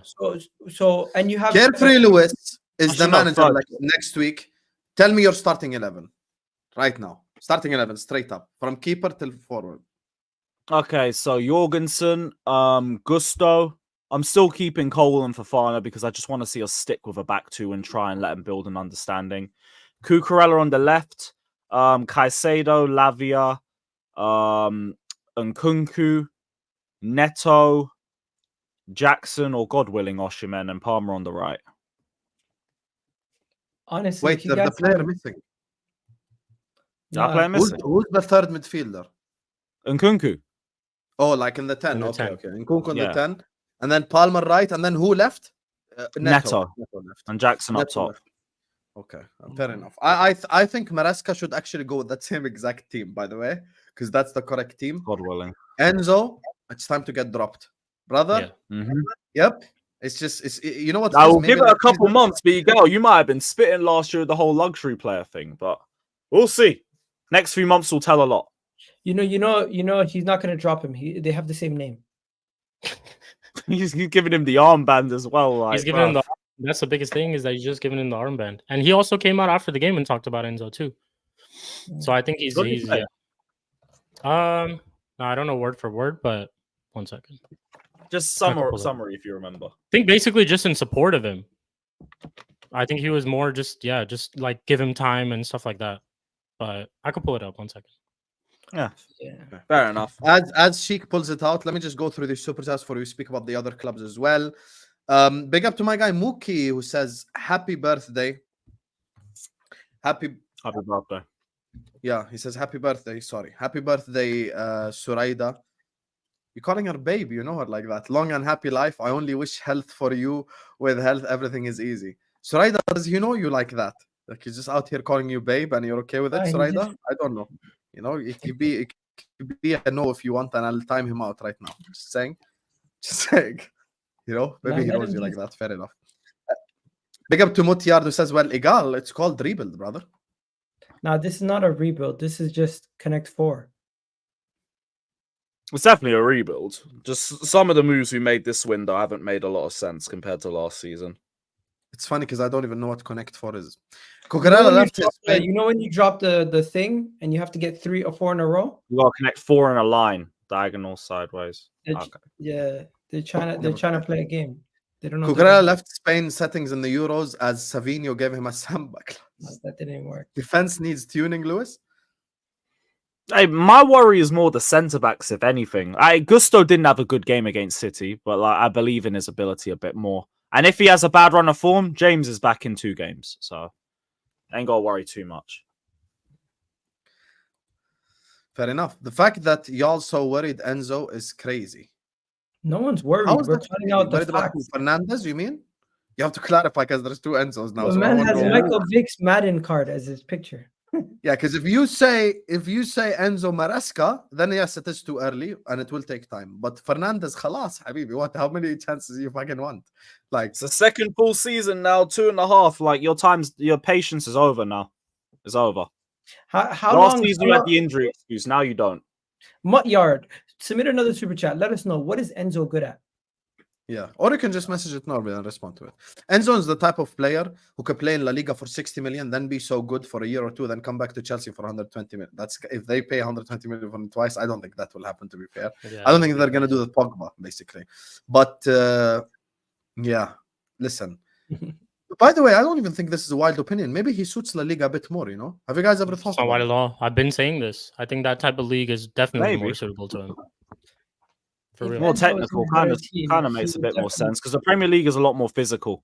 Mhm. And like his agility, his athletics, things like I need to see if he can get back to a better level this season. Think about it. Who's the DM that was the best DM probably in La Liga history? Busquets. Zero But agility, you zero know why I'm mobility. not hearing it though? Jorginho that. did good at Chelsea. You're telling me Enzo is not supposed to be Jorginho? And who was next to Jorginho, Habibi? Of course, you have Conte, but they have Lavia, they have Caicedo. Like these guys are supposed to be good. Gal, forget the fact I that know, they but have like Conte. Lavia is a different Unpack type your of player statement. Who was because the Lavia can play sitting deep. He's your deep six. I think it's more And who Chelsea was as the a manager club. as well, Egal, at the time? Who was the manager at the time, Egal? I think that's the point. The main thing is the Chelsea. Yeah, They have exactly. no Possession stability. football, you can't be doing this shit. That's the difference. They have no That's the stability. difference, They have Egal. no stability. Look at your club. Jorginho worked next to who? Rice. Right there. Athleticism, And- mobility, defending. It works Jack. if you have someone like that. But you cannot tell Caicedo go become a DM and slide tackle and shit because you have to use all his other qualities. So that's the thing. I found the Lewis, quote, by the way. But yeah, go on. My bad. Do you think I have no idea? Sorry, say that again. I said I found the quote. I found the quote on Enzo Go ahead. or that Maresca said, but I'll let you finish. What was Yeah. No, go ahead. Go ahead. Tell us the quote. So he was talking about his captaincy. He said the reason why I can see his teammates recognize him like a reference as a captain, and he was already captain in preseason when we changed Reese in the game. Then he's referring to some of the mistakes. He says all of us make mistakes. It's important to recognize Enzo did a mistake, recognize the mistake, and it's finished. I don't know about you, but I did some mistakes in the past, and I recognized. As a human being, if you do a mistake and you recognize, you are not going to be punished for life. Enzo did a mistake, You're recognized. talking about the For me, racism thing. no, he's talking about this was after the game. Oh, fucking hell. Yeah, this was after his basically his choice to make him captain was what he was referring to. Yeah. Yeah, if he's talking about the mistakes in terms of the racism stuff, then yeah, no, sorry, your apology was a load of bollocks. And I've always said, people talk about, oh, but he apologized to Chelsea player. Why are people so stupid that they think that you can you can make a racist chant and then just apologize to people around you and it's okay? Because they're the only ones offended, you fucking idiots. But in terms of Enzo as a player, yeah, you do make mistakes and all of that. As a captain, I still don't know how he had that whole controversy and you slapped the armband on him. But, hey, just fucking play good football or fuck off, personally. Yeah. Do you think the manager ID's board sole problem? Ramen question. Well, if we had a better manager last season, I would have been top 4 of a Carabao Cup. So, yeah, that's the main problem. In terms of the squad Respect building... Me. Hmm? Respect me. Tuchel couldn't beat me twice at Wembley. Respect me, brother. Respect me. Respectfully. Bro, But I would have Tuchel had a wasn't playing Carabao. against children. Respect me. He played against But your Van first Dijk was team. playing as well. Fraud. Yeah, like Respect you got Van some Dijk. leaders in there. You guys brought in like a bunch of no names on that extra time. Let's not do this, man. It's a completely different team for that one. But like in terms of the rebuild, I think our rebuild's been fine. Guys, you have it here on YouTube. Lewis What is your calling out Tom rebuild's been Little. fine, He's calling out Tom Little publicly. We rebuilt well. bro. Our You squad yourself, Our squad should have been 4th with a Carabao last season. bro. You yourself, And then we said- wouldn't have been complaining about no rebuild or nothing because we would have got our targets. Bro, you yourself said, just look at the goalkeeper situation. How much of a mess that is. Oh yeah, the goalkeeper situations are now. Yeah, that Yeah. one. So And Ben you Roberts can't needs to say leave rebuild as well. The goal. Okay, mostly well. Bar goalkeeper, left wing. Although Neto's a good signing, I'm happy with that one. So how, Yeah, that's about it. Centre backs, jury's still out on them. Lewis, you've signed more than 2 players in every position, and you're telling me your rebuild going well when you still need to get starters Yes. for those positions. Yes, all I need is a striker and, well, see what Jorgensen's about and all of that. And yeah, like, I'm fine, personally. For what Genuinely, level? I'm fine. For what level? Yeah. Top 4. top 4 this season. Hopefully they develop more, and then the aim should be to compete within next season or the season after. I don't think you have. Right backs I'm happy with. Left back Cucurella's great. Viega, we'll see what he's about. Midfield I'm fine with. Attack I'm fine with. Just get a striker. Goalkeeper's a problem. Centre back's jury's out on. No, Viega. Renato Viega. Goalkeeper. You cannot just say Vega. Man said Viega. I'm like, yo, what? I misheard. Oh, sorry. That. Fair enough. He's saying it the you thought it was correct way. Lewis, Fucking posh Lewis out here pronouncing names correctly and shit. With the amount of players you signed at this stage, with the amount of investment and the amount of incoming signings at this stage, you'd expect a lot better performances. And if you don't see at least but we've had to chop and change another manager because they brought the wrong one in last season.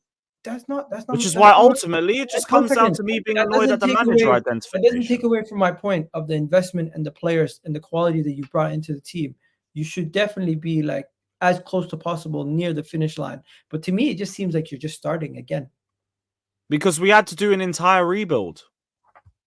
Like this is the argument we had before. If you spend all that money and you're not rebuilding the team and you're adding to the team instead, then yeah, you should be competing. If it's a whole rebuild, it's completely different. If you're ripping everything up and you're starting again, it's completely different. Bro, I get that, but you're not rebuilding. What you guys do is you guys are having a new season every season. It seems like you're literally having a new rebuild every season. Because the manager identification has been poor, which again goes back to the main point. My problem has been the manager ID. We should have been 4th. We should have had a Carabao. Then we would hopefully be able to attract even better players because we would be in the UCL. There wouldn't be any questions with wages or anything because all of our players would have had massive wage boosts because we would have been in the UCL. But we didn't get that. So now we're back to stage 1. I see your fucking Abby, bro. I see it. But yeah, we should have been 4th of a Carabao. But okay, I think things would have been a lot more different. Here's the thing. Everything that you're saying doesn't work with the way of policy currently constructed. This doesn't work with Caicedo and Lavia.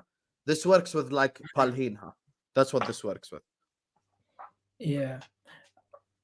The vision's there still, but like the distribution isn't as good. He's covering a lot more ground, which doesn't really help him with distribution and doesn't help him with vision either. That's why ultimately the problem is you're playing him too high up the pitch. You either play him deeper on the pitch or you just don't play him at all. There's no point shoehorning people in. Fair enough. Anyway, listen, big up to all of you guys. Big up every single super chat. I'm going to give you guys a massive shout at the end. Let's talk about the clubs that collected 3 points this week. First of all, guys, hit the like button. 825 people. Make sure you guys are liking. Make sure you guys are subscribing. All the guys' channels is in the description as well. So please go subscribe to Carefree Lewis G, Egal Talks Football. You can subscribe to Shikh TV as well. And Grigs' channel as well is in the description. Please go subscribe to all 4 guys. So, Arsenal won, Liverpool won, United scammed it. Let's talk to the scammer first. Shikh, talk to me about you scamming a win again. Yeah, I think you said it perfect. We definitely scammed a win. Very boring game. Like that's what I would say. You actually agree with me. I thought you disagree. No. I 100% agree. Very boring game. A lot similar to last year. Very, very similar to last year, where we create a shit ton of chances, but who scores these goals, man? Nobody wants to answer this question. I've been going around social media. People are saying we're gonna score 85 to 90 goals. What the fuck are you guys smoking? Do you see last year what we had? Like players like Rashford, you think are gonna get like 15 to 20 goals? Come on, man. Let's just be serious. But performance-wise, if we really get into it, I think defensively we were very good. Even though I don't think Fulham like really threatened us to a certain extent, I think defensively we were solid. Maguire, some people might not like this, but Maguire actually was one of our best defenders on that day. He played very, very well. Good debut for Mazraoui. The only thing that I would say for Mazraoui is that I'd like to see him attack a little bit more, but defensively he was very solid. Lisandro Martinez and Dalot, pretty much the same thing. Midfield, Casemiro was my man of the match. I think he was our best attacker and best midfielder. He created our 2 clear-cut chances in that game, and I think he had like the most shots and stuff too. Mainu had a little bit of an off game, but wasn't his usual self. So I'll let him buy because he's been playing a lot of football. To be honest, like he's been Euros and stuff, and also like ever since he's been integrated into the first team, he's been damn near playing every single game for us. So I think he needs a little bit of a rest if performances do go a little bit bad. And I'm not one who's going to be here and say that, oh yeah, Maino's undroppable, this and that. I think this is a big season for Maino to improve because we've seen a season like last year. I want to see him develop even more. I want to see him kind of turn into like a creative player, you know, break the lines, play as like that creative 8. But not a good game from him, to be honest. Mount and Bruno should just speak for itself. Why is Mount playing? What the fuck does Mount do? I'm hearing people on Twitter defending him, talking about, oh, he covered the most ground. Oh, he won the most duels. All shit that he did off the ball, which we all talk about when it comes to Mount. But Mount should be nowhere in this team, to be honest. I don't know why we signed him in the first place. That's a whole different competition. But Mount is shit. Bruno, to a certain extent, yeah, he had those 2 chances he should have scored, but he was kind of making things tick here and there. But those 2 chances that he had, you have to score those 2 chances, especially the second one. Rashford, non-existent yet again. Decision making in the final third is just crazy. I was literally talking about this on my channel 2 or 3 years ago. Rashford could have easily be his man, and now he really struggles with that, and that's really, really concerning. But yeah, Rashford, even his Community Shield performance, he missed two good, like big chances. And yeah, like against Fulham, non-existent. Why he played the whole 90 minutes, I don't understand, but it is what it is. And then Amad Diallo, same thing too. Amad Diallo was a little bit of an off game. He wasn't like this in preseason though. He was so good in preseason. What the hell? Yeah, he was very good in preseason. Even against City, he was playing really, really well. But I'm not sure. Maybe it's this system that's just not working out for him. This whole false nine system, playing Bruno and Mount up there, Mount in the 10 on. Sometimes they swap. One thing I'll say about this system though is the high press was something that I was impressed with, because I think we did well at times with that high press. But because of that high press, we had a lot of space in that midfield, and there were chances where Fulham were trying to break. But I think defensively, we did good to cover all that type of stuff. Honestly, Hassam, pretty average performance. Like Xerxes came on, he got the goal. It's no surprise to me that in both games, in the Community Shield and also in this game, when Ten Hag changes the system and plays a striker, we score a goal. In the FA Community Shield, when he put Rashford up front and he brought on Garnacho, we scored a goal. In this game, when he put Xerxes up front, we scored a goal. And we took and good goal from Xerxes as well, I would say. But we created enough chances. I think in the whole game, we actually lacked the striker to finish those chances. Like the second chance that Bruno had, I think if a striker was there, he buries it. But yeah, I think I have to see more of United and how we play and the team selections and stuff like that, who he's going to favor. Jadon Sancho, thank you for all your time at the club. I wish you the best, because obviously this didn't turn out well for you. He wasn't even selected in the squad. So I wish him the best for whichever team he goes, because I think he can cook. And also another news is literally before the stream started is I think we're looking to get Ugarte on a loan. That will be your signing of the season. Mark my words. Yeah, I'm very, very happy with that, to be honest. The fact that we've still been in negotiations with them, and if we do turn this into a loan with an obligation to buy, very, very happy with that, because I think we definitely need a midfielder. Casemiro looked good against a team like Fulham, but when you do play him against, let's say, example, a midfield like Lavia and Caicedo, that's where we could see a little bit of deficiencies in his game, the whole like covering ground and the legs and all that type of stuff. But yeah, good performance from him. Why are you stabbing Lewis in the back? I thought you liked him. You have to mention. How am I stabbing him in the back? Again. I said Casemiro. He just recovered from the loss, and you're stabbing him in the back again. That's so so not nice. No. But yeah, going back to it. Did you say Chelsea are crap? I didn't say no. Did I say Chelsea are crap? All I said was Casemiro, when he goes up against a good midfield like Lavia, I literally said good midfield like Lavia and Caicedo. That's where we might see the deficiencies in Casemiro's game, like some United fans say. Yeah. But good performance overall from him. I'm not pissed about that. It's just, again, it goes back to the same point as who's going to score these goals for us, because goal scoring is a problem. Xerxes, I'd obviously like to see him start. I want to see how he produces in the 90 minutes. Even for the 30 minutes that he was there, he had moments of good link up. He was picking up the ball like in the midfield and progressing it, which I like. And the chance that he got, of course, like pure striker's goal. Like that's rude Van Nistelrooy to like a peach, the goal that he scored. But yeah, just first game of the season, we scammed a 1-0. We barely got over the line. That fraud Ten Hag brought on Scott McTominay to save his job yet again, because he knew that Scott McTominay would probably just try to scam a goal and get him the winner or something like that. But the problems are there. I still need to see, a consistent style of play. I still need to see certain players get minutes. I still need to see us make signings. I still need to see us let go of players too. One thing that I'm really, really pissed about, fuck you, Fulham, that you signed Sander Berge instead of Scott McTominay. Fuck you for that. It's every single time. But yeah, get Ugarte in. I still think we need some wingers, because Rashford is not the guy for me on the left. And yeah, we'll see what we do. We'll see what we do in our next game. Brighton going to be very, very tough. But yeah, we'll see what we do. Obviously, Rasmus is going to come back too. Yeah, my bad. You just needed the win. You don't really care about the overall performance when it's such a back and forth game. Hopefully your performances improve throughout the season. It's amazing to see your signing come in and score right away. You guys do tend to get that. And it's kind of like, I'm not gonna lie, Zerski scoring that goal, it was like Martial scoring his goal. It was a good moment for you guys, him getting the winner. It was a nice moment for you guys. But overall, it shouldn't have gotten to that level. You should have scored. Yeah. We should have wrapped up that game, because Bruno should have scored. Garnacho should have scored. It should have been 3. It should have been 3 something. And on the other hand, Fulham should have scored too. I thought Fulham their weight on their passes was pretty bad. Their players didn't have end product. Both teams, you could tell this is the first game of the season. Yeah, well, Egal, there's a problem with your statement. Both teams weren't really up to it. I'll tell you the problem with your statement. The reason why Fulham were unable to create the stuff that you talk about, they don't have the quality. Yes, and this is the thing that I explained on Terrace. I'll say it again. Here's the thing. Let's look at stuff in context. That's why I told you earlier on, even when you mentioned Kante, Kovacic, Jorginho, I was like, contextualize it. Thomas Tuchel, context, defend, it works. Here's the thing with this United stuff. Let's look at context and just be smart individuals watching the sport.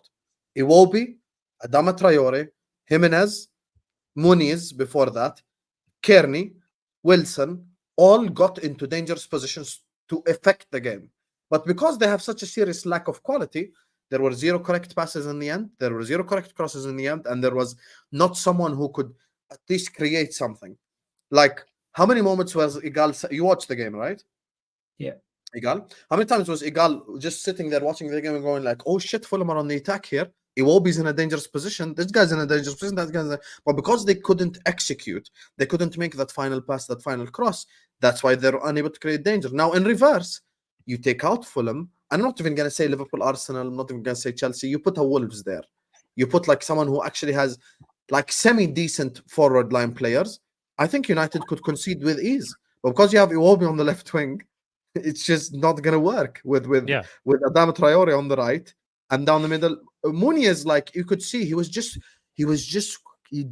dying to get one chance, because as soon as he got it in the box, he was turning, he was trying all he can, fucking like overhead kicking it and stuff.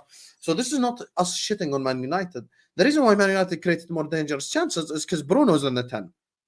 Now I ask you guys genuinely, if I take out Kearney and I take out the guys who Andres Pereira, by the way, the worst player on the whole pitch, and I put in Bruno Fernandes for Fulham. You tell me that Bruno wouldn't have at least created 2 or 3 like clear-cut goal-scoring opportunities? He's making that pass that Andres Pereira messed up. Yeah, that's what I'm saying. But then it goes back to the same conversation. And free kicks and corners. He messed up. And then from there, they're holding on to the lead. I agree with Egal though. Like that game should have been wrapped up, because let's say that same thing that we're referring to, that Bruno free kick, he plays it to Garnacho. Garnacho loses the ball. All of a sudden, it's a 2v1, and Andres Pereira fucks up the pass. Let's say he scores that goal. We're having complete different conversations about this game. But also, you complete different conversations. My main point that I was going to get to after the Fulham part is, another team bar Fulham is going to punish you more. So we still haven't seen if Manchester United, this is their first game back. Preseason doesn't really give you a good analyzation of everything, because there's so many kids coming in and out of the team that you don't really know what it's going to look like. For the next 5 game weeks, I'm going to be paying attention to Manchester United's transition defense, and if they're able to have a little bit more control of games, because I still don't think you're going to be able to have control of games. I still think you're going to be still playing back and forth basketball type games like you did in this game against Fulham, and against majority of teams that have much more clinical players, like Leicester, for example. If you played Leicester today instead of Fulham, Jamie Vardy's finishing one of those chances. Yeah. You know what I mean? So No, I hear you. so that hear is you. true. Actually. That's a why I've good been point, asking Egal. for a midfielder, especially someone like Ugarte Vardy who can could do finish all those that dirty chances, work. that is true. So Yeah, yeah, that no, I guy's- agree though, and that's the concerning thing. That's why, like, I'm so I feel glad like Shikh likes Ugarte, by the way, because do I'm like telling you, Ugarte. see this United fans who don't like Ugarte. I'm telling But you right Ugarte's now, you will too- regret not liking him. Ugarte I is like Casemiro Ugarte. 2.0 though. Ugarte is not Pirlo. No, He's not good on the ball. I'll he's shake a your hand better right now. He's not good on the Casemiro ball at all. at this stage. But as a He's a defender, younger Casemiro, yeah. Yeah, bro, as a defender, the tackles that he's gonna put in to save bro, Man he's a United. destroyer. But Hussam, Like, they also need more ball progressors in that midfield. Bruno can't be the only person in the midfield who actually creates anything. no, Manu that's was why shit I against think we Fulham. need to have Manu. We need to try to Having develop Mount Manu and into that Bruno type in the of player. same team is just suicidal, bro. It is, bro. It is. Fact. It's so frustrating. Mount is does Mount even literally- play this guy football does anymore? fucking nothing, bro. He does fucking nothing. Literally, he does fucking nothing, bro. Besides just that high press, he's a runner. He a track star. That's literally just what he is, bro. You know who Mount and Bruno works for, Lewis? Against us, against Egal, and against City. That's who this works only because you tell them run, press, defend. It will work 100%. When you're But dropping But back, once when you're again, playing defensive, But why I hear did it. you need Bruno? Actually, no, but even then, Mount disappears. Bruno don't But necessarily. Mount disappear. runs. No, but like he runs, but you don't even run in the right positions. That's the thing. thing with Like Bruno Gallagher, is like, for example, Gallagher's a runner, but like at least he'll try and like get involved in the game a little bit, even if he has no tech. You prefer Fucking Gallagher Mount over ain't even got Mount? that. My question is, Do I what take happens Gallagher to- over You Mount? prefer Gallagher over Mount? Now, yes. Right now, yes. I'd say the same, to be honest. Yeah. Had to really Mount, think Mount, about that. Mount one, had but a yeah. terrible season, but he's more skilled than Gallagher as a footballer. Let's not lie. I don't know. Honestly, I don't think I could confidently. You don't say What a that. low bar, but Yeah. I don't know. You know, I think this is someone's fault, and it's not Todd Bowley, it's not Clear Lake, it's not Tuchel. This is all Norwich's fault because they let him score like a hat trick against Norwich, and every time you watch a Mount comp, it's literally like half of it is that game against Norwich. It's like one fucking Bro, game. Mount loves the bottom 5 team. Southamptons, your Norwiches, wheel them round, Leeds, all of that crap. Can we Hey, talk maybe about Derby Rashford, County though? was his level. All Rashford Dormy has makes to- me laugh, honestly. You need to be here more often. Send him to Bournemouth. One second. Rashford has to bounce back this season, though.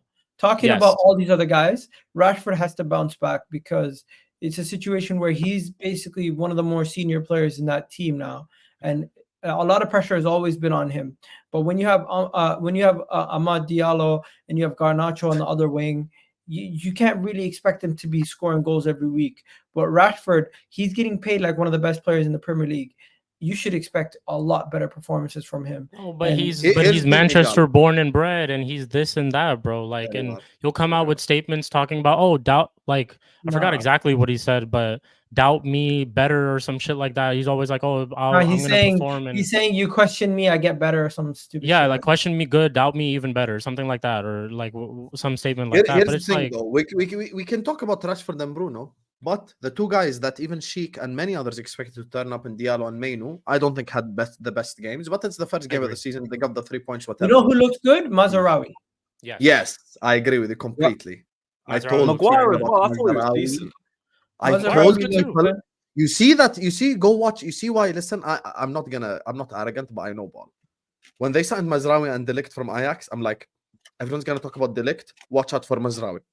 Yeah, That's gonna be one of the signings of the season because for that much money, for what he offers, Mazraoui is not Trent going forward. He's not unbelievable going forward, but he can play the sport at least, unlike Wan-Bissaka, and he's very good defensively also. So that's the thing. Anyway, moving on. Arsenal, Egal, Yep. you won this week. Yep.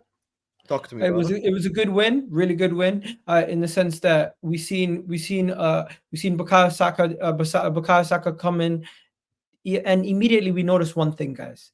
Immediately, if you guys were watching the game, the way that we were crossing the ball in from and we're hugging the touch line with Bukayo Saka and Martinelli, it's a little bit of a different tactic, a little bit of a change there because we weren't crossing it in as much from both wings. You had a lot more where Bukayo Saka and Martinelli were more inside, and you had the fullbacks crossing over. This time it was like, you know what? You take it out wide. force the defender out wide to you, and if they give you space and time, you're going to be able to cross it in. And they gave Bukayo Saka the space and time. He got the opening goal from that. And Kai Havertz comes in and gets the header, 1-0. And you know what? There was moments where we could have scored even before then. Bukayo Saka, Kai Havertz they were in sync. And later on in the game, you've seen that the chemistry that they had. They got us the second goal, and Bukayo Saka, the power that he got on that strike, no goalkeeper is saving that at that moment in time. And I just want to speak about David Raya also. David Raya kept us in that game at times. The saves that he was making, beautiful saves. I think there was a moment where the defender was coming on the near post. The defender was coming on near post for a header. He was moving closer to the near post to protect it, but then he had to come back and save it. You know those one hands when you're going the wrong direction. It was a beautiful save.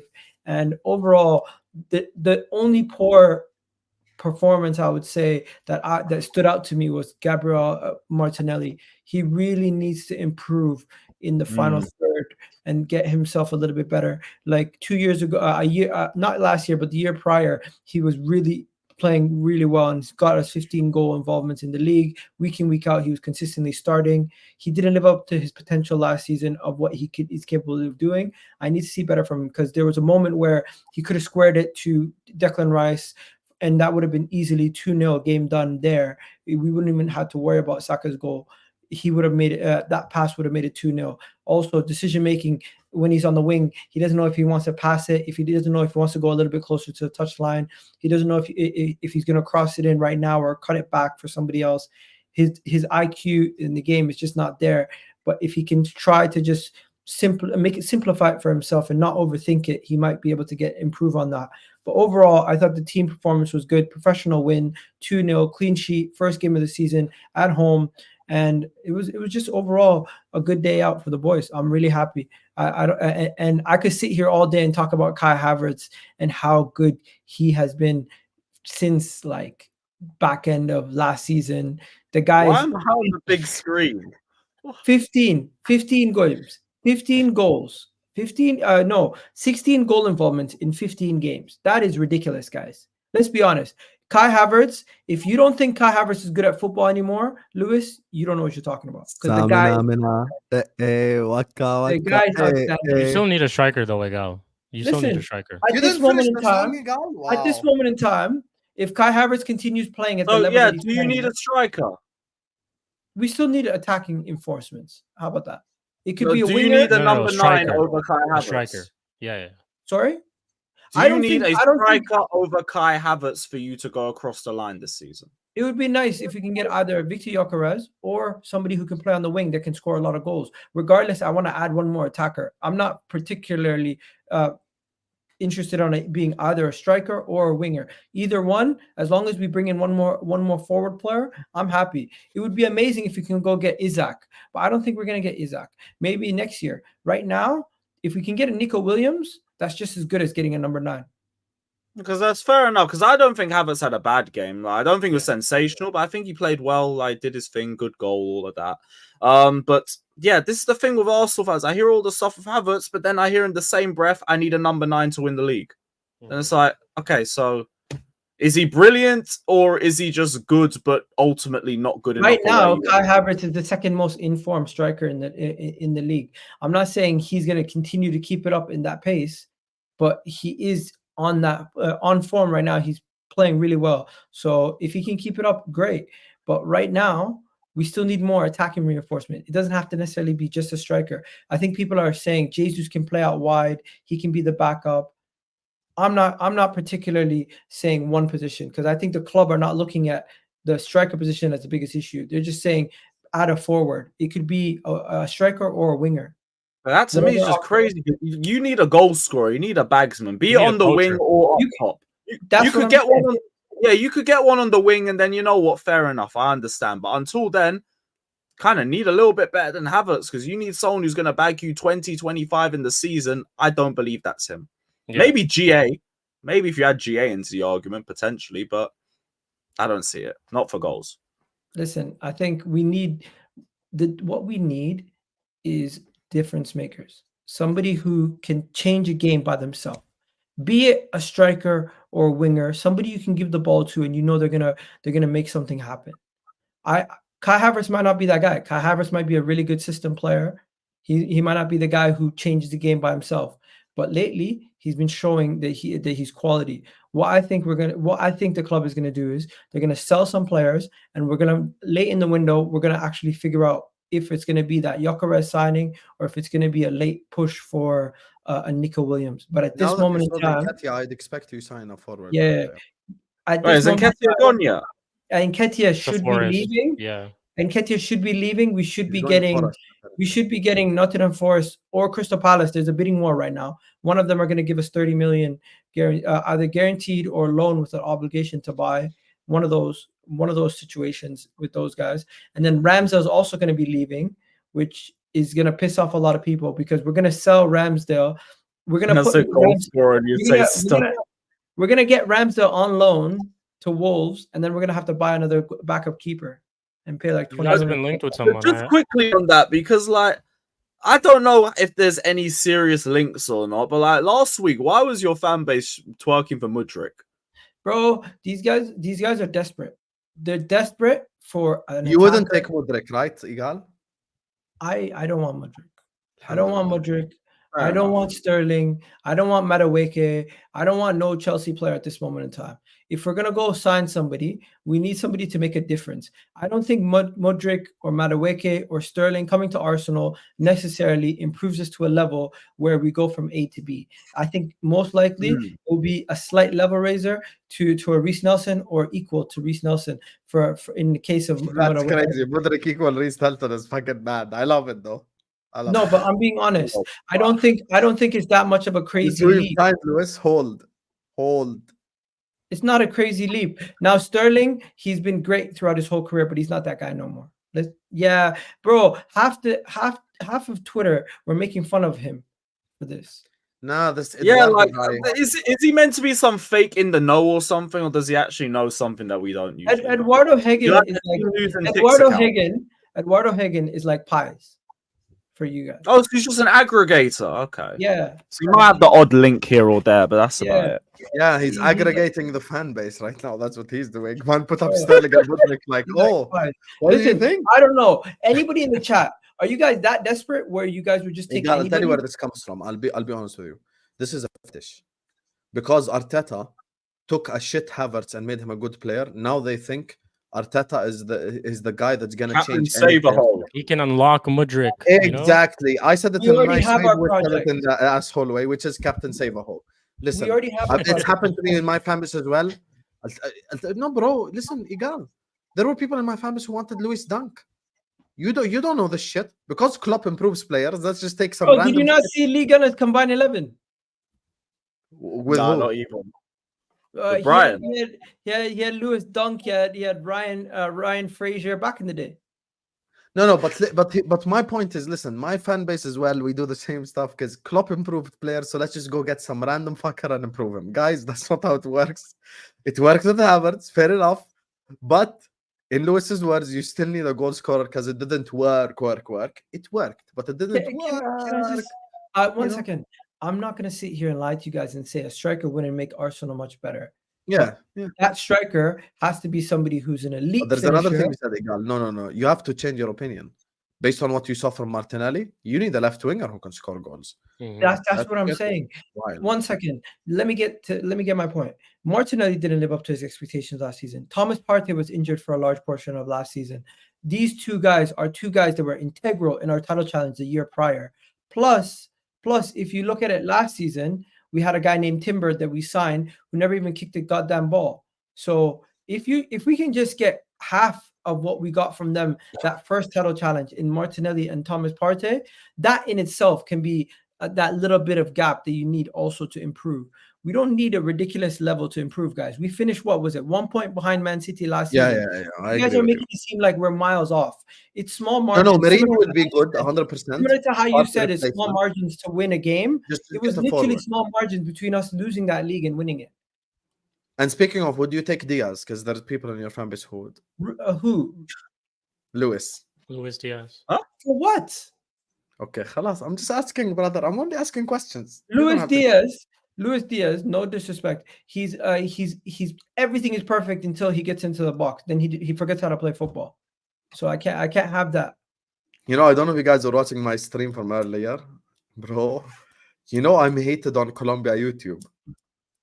What? Why? They're clipping me up in Colombia. Wallahi, I showed the guys earlier in the chat. Ask them. No, I need to see this, bro. Wallahi, You know, Why? I'm taking your club. You know want what me to I? share You know what screen I right would now? need? Wallahi, I will.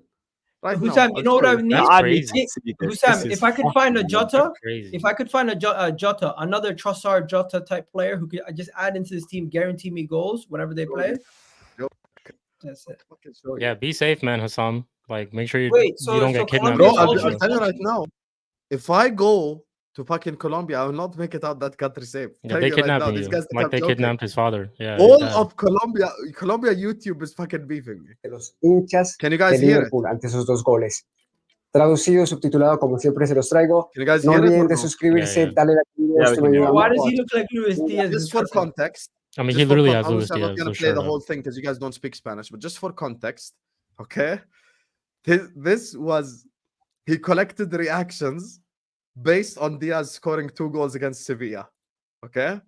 Oh, you're in his thumbnail. Oh my gosh. Yes. Ojalá no tenga un celular muy pequeño. Now listen. Les pongo el video del gol en vivo, como ellos reaccionan al gol en vivo. Así que espero les guste eso. Otra vez, les digo, suscríbanse, denle like, los dejo, no hablo más.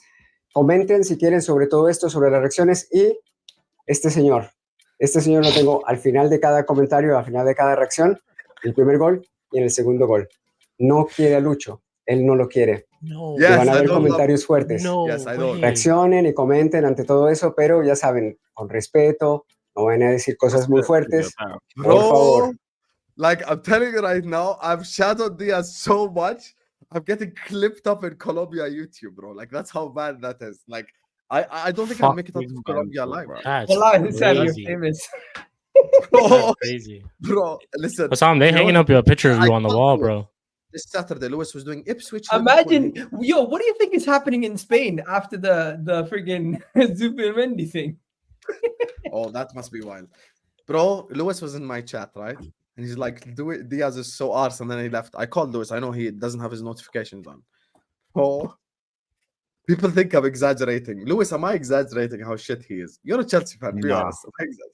Nah, that brother's fucking cheeks. That guy is literally a spicy centre-back. That's all.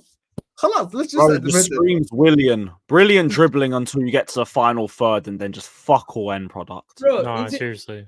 is it me or as fans, the moment you want a signing, you start getting desperate, you start asking for crazy stuff. I've seen Liverpool fans asking for Sterling back. Huh? Where? I think you could Yeah, I genuinely haven't make seen the that. argument Sterling is better than Luis Diaz. Probably. End product, I hear it. Less dribbling, but like he's Well, going to give you enough volume going forward. That's people- something. Just a shout. You're a GA merchant. Okay? It's about other stuff other than GA. Fuck GA.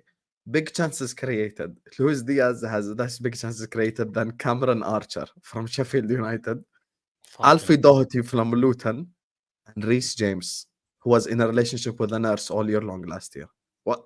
Reece Diaz James had like played- 4 appearances. Yeah, and he had more big chances created than Luis Diaz, who played 37 games last season. So it's not GA and it's not chances created. Okay, Habibi, so what are you exactly? Dribbles completed. That's who he is. Wow, thank you for Wait, contributing. so you're telling me you made fun of St. Maximin only for you to get a St. Maximin at your club? Bro, here, you can read it. See these guys, you think I'm joking? Here, Liverpool fan. Bring RH7 home. Bro, come on. No, we've had enough of fucking Diaz, bro. I'm telling you right now, we've had enough of that guy. But anyway, speaking of the Ipswich game, let's just wrap it up with No, this. we were talking about the Arsenal game first. What do you Oh, think my bad. I of what do you thought you think were- of Kai Havertz and Saka, man? What do I think of what? Sorry? What do you think of Saka and Kai Havertz? I didn't get to catch your watch along. I think Arsenal are winning the league. That's what I think. I think Saka's the second best right winger in the league, and I defended them all last year. And look, the reason why Arsenal win the league is not just Saka and Havertz or anything in the forward line, it's the defending. There's a difference between us winning 2-0 away at Ipswich, in which it's basically Salah and Inshallah versus you're limiting Wolves. Wolves had the two chances, both saved by Raya in the whole game. Saka had 5 by himself. Yeah, that's the thing. So for me, I think Arsenal winning the league just based on defensive solidity. That's the thing for me with Arsenal. And the fact that Zinchenko played and it wasn't Calafiori, it wasn't Timber, and you still look that defensively solid, makes me think, okay, so now if Calafiori comes in, if like the other centre backs comes in, it's gonna be long. It's gonna be long. I think Arsenal win the league, man. I've said that all along. If you get a striker, it's all over. Now We're not going to sign a striker. Yeah, there's like 11 days left in the transfer course. window. Yeah. Could be The both. thing is, it's Victor Gyökeres or nobody, and I just don't know if we're going to spend 80 million on Victor Gyökeres, 50 million on Nico I have Williams, Portuguese league PTSD. I'm not even gonna speak on that one. Tony looks like Bro, he's going to Saudi. 50 million on Nico Williams is still possible, no? Yeah, it's a possibility. It's Yeah, definitely a possibility. So we'll see. Lewis, I'll get this to him when he comes back. So Liverpool game, you want to talk about it now? Done with Arsenal? Bro, can we speak about Mo Salah? That's unbelievable. Yes. Talk to me, brother. Wait. Unbelievable record. Unbelievable. record. 9 straight seasons? Yeah, 9 straight seasons. That's 300 unbelievable. goal involvements in 350 games. Like, if it wasn't for Mo Salah for the last couple of years, Liverpool as a whole club would not be as threatening. But right now, he's just taking at the age that after how many years, he just looks like he's improving. Like the game just comes easy to him. Everything's just easy to him. And I just think at this moment in time, if you just had one more attacker that was on the level, you definitely would be 100% one of the favorites to win this league. But right now, I just don't know if Mo Salah can carry you guys for the whole season. He can't. I don't think he can, to be honest. He can't. But yeah, Here's the thing, bro, yeah. you guys need to understand something. This is football. This is not fucking other sports. This is football. I guys have all watched the sport. Lewis has seen times where Drogba's been shit, Lampard's been shit, players on the pitch have been shit, and they're allowed to have bad games. Other players step up. We don't have that gene in this team right now. That's the problem. Here's the thing. Trent and Salah, 2 world-class players, won us the game. Factually, I have no reason to do. In the first half against Ipswich, we were fucking shit. We were dreadful in that game. We started playing the long ball for no reason whatsoever. That was because of the lack of physicality. Yeah, but we were just genuinely dreadful in that first half. Second half, we woke up. We were much better. But for me, it's just about these world-class players. And at the end of the day, we don't sign. Listen, I understand exactly where my football club is. Completely. If we do not sign a DM and a forward line player specifically, and the left back, Robertson's crap. I've been telling you guys for 2 years. I think, and Liverpool are in this weird grey area where I don't think we're as good as Arsenal and City, but at the same time, we're not as bad as Villa, Spurs, whoever. So we're just by proxy, by definition, we're going to finish above them. So we're just going to finish third just because we have Alisson and Trent and Van Dijk and Salah. That's the only reason why. What about the fact that in the second half, I thought Slot realized that the lack of physicality in the first half, and that's why he brought on Konate. No, that is true. That is true. Slot changed it up. Slot brought on Konate. Hence why you guys were so good in the second half. But can that second half performance be like we will see this throughout the league? Because I still think your midfield still lacks the physicality. Gravenberch looked good in that game, but you guys are still lightweights. You've seen this at your own club. When push comes to shove, you need winners. You need people who are game changers. You need people who get you 3 points. Give you prime example. The 3 games last season. Besides Jota and Salah. Yes, the 3 games that cost us the league last. And Jota's our party. Whenever you need him, he ain't fit.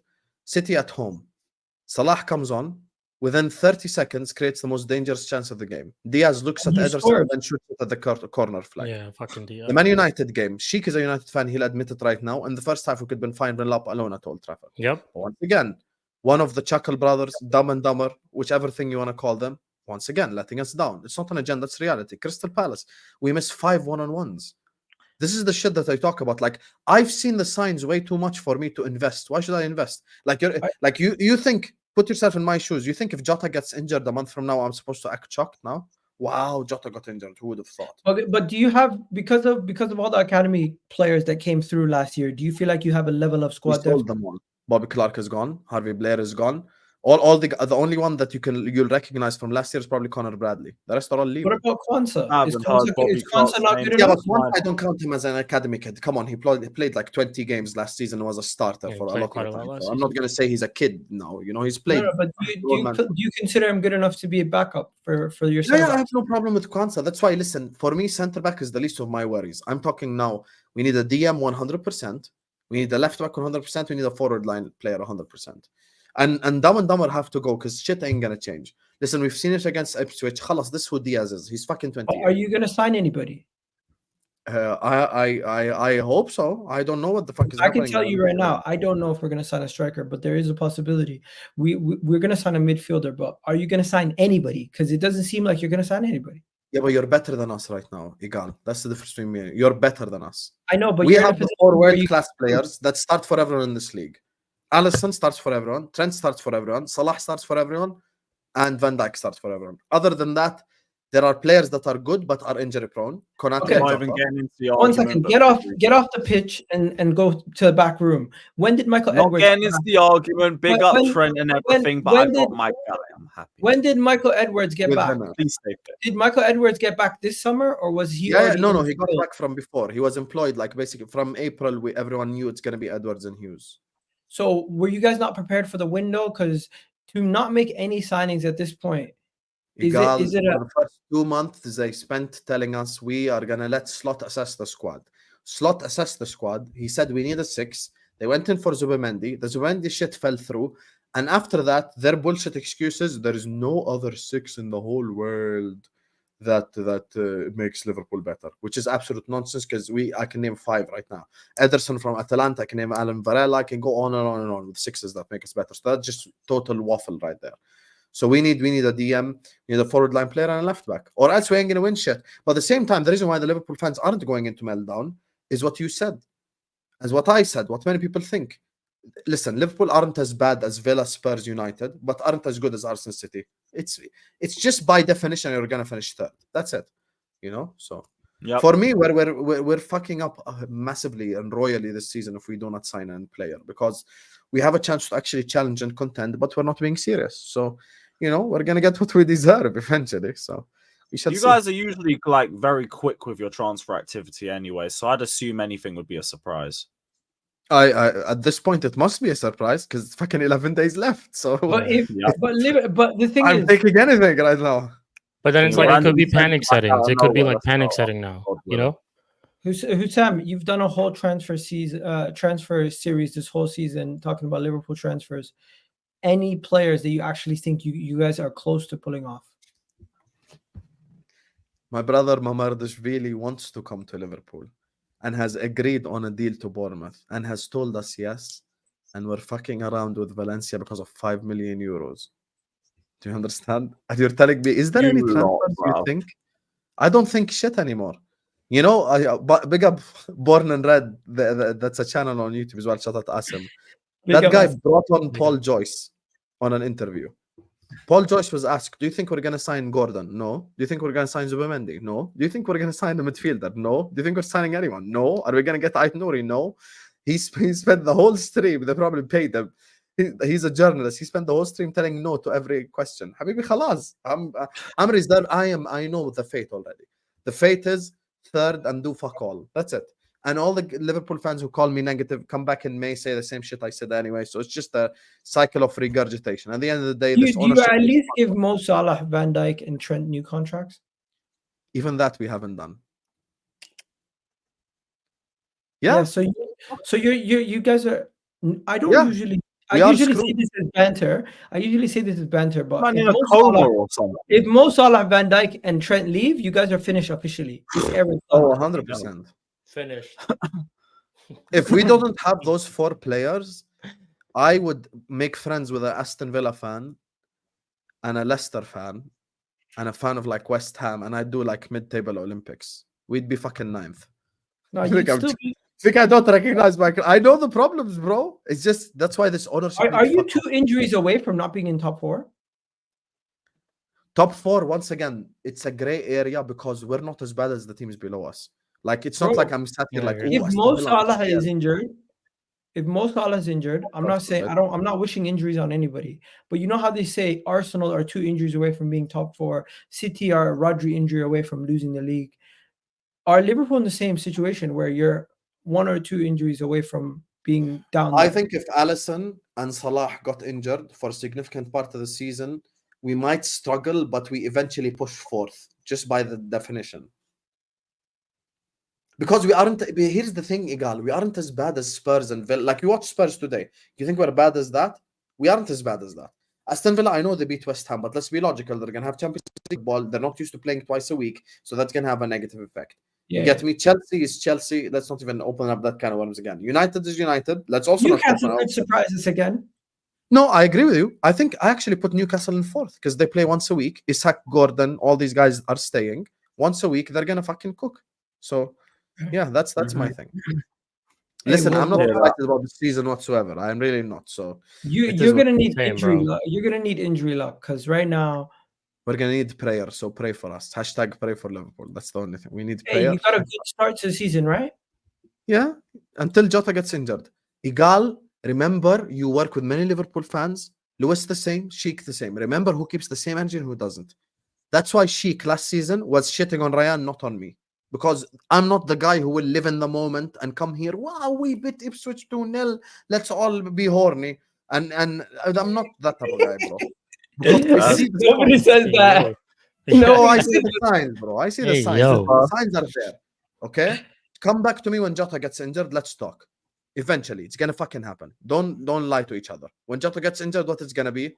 One of dumb and dumber again. So it's the same shit. By the time you guys sort out the midfield, Salah or Trent would be gone. That's fucked up.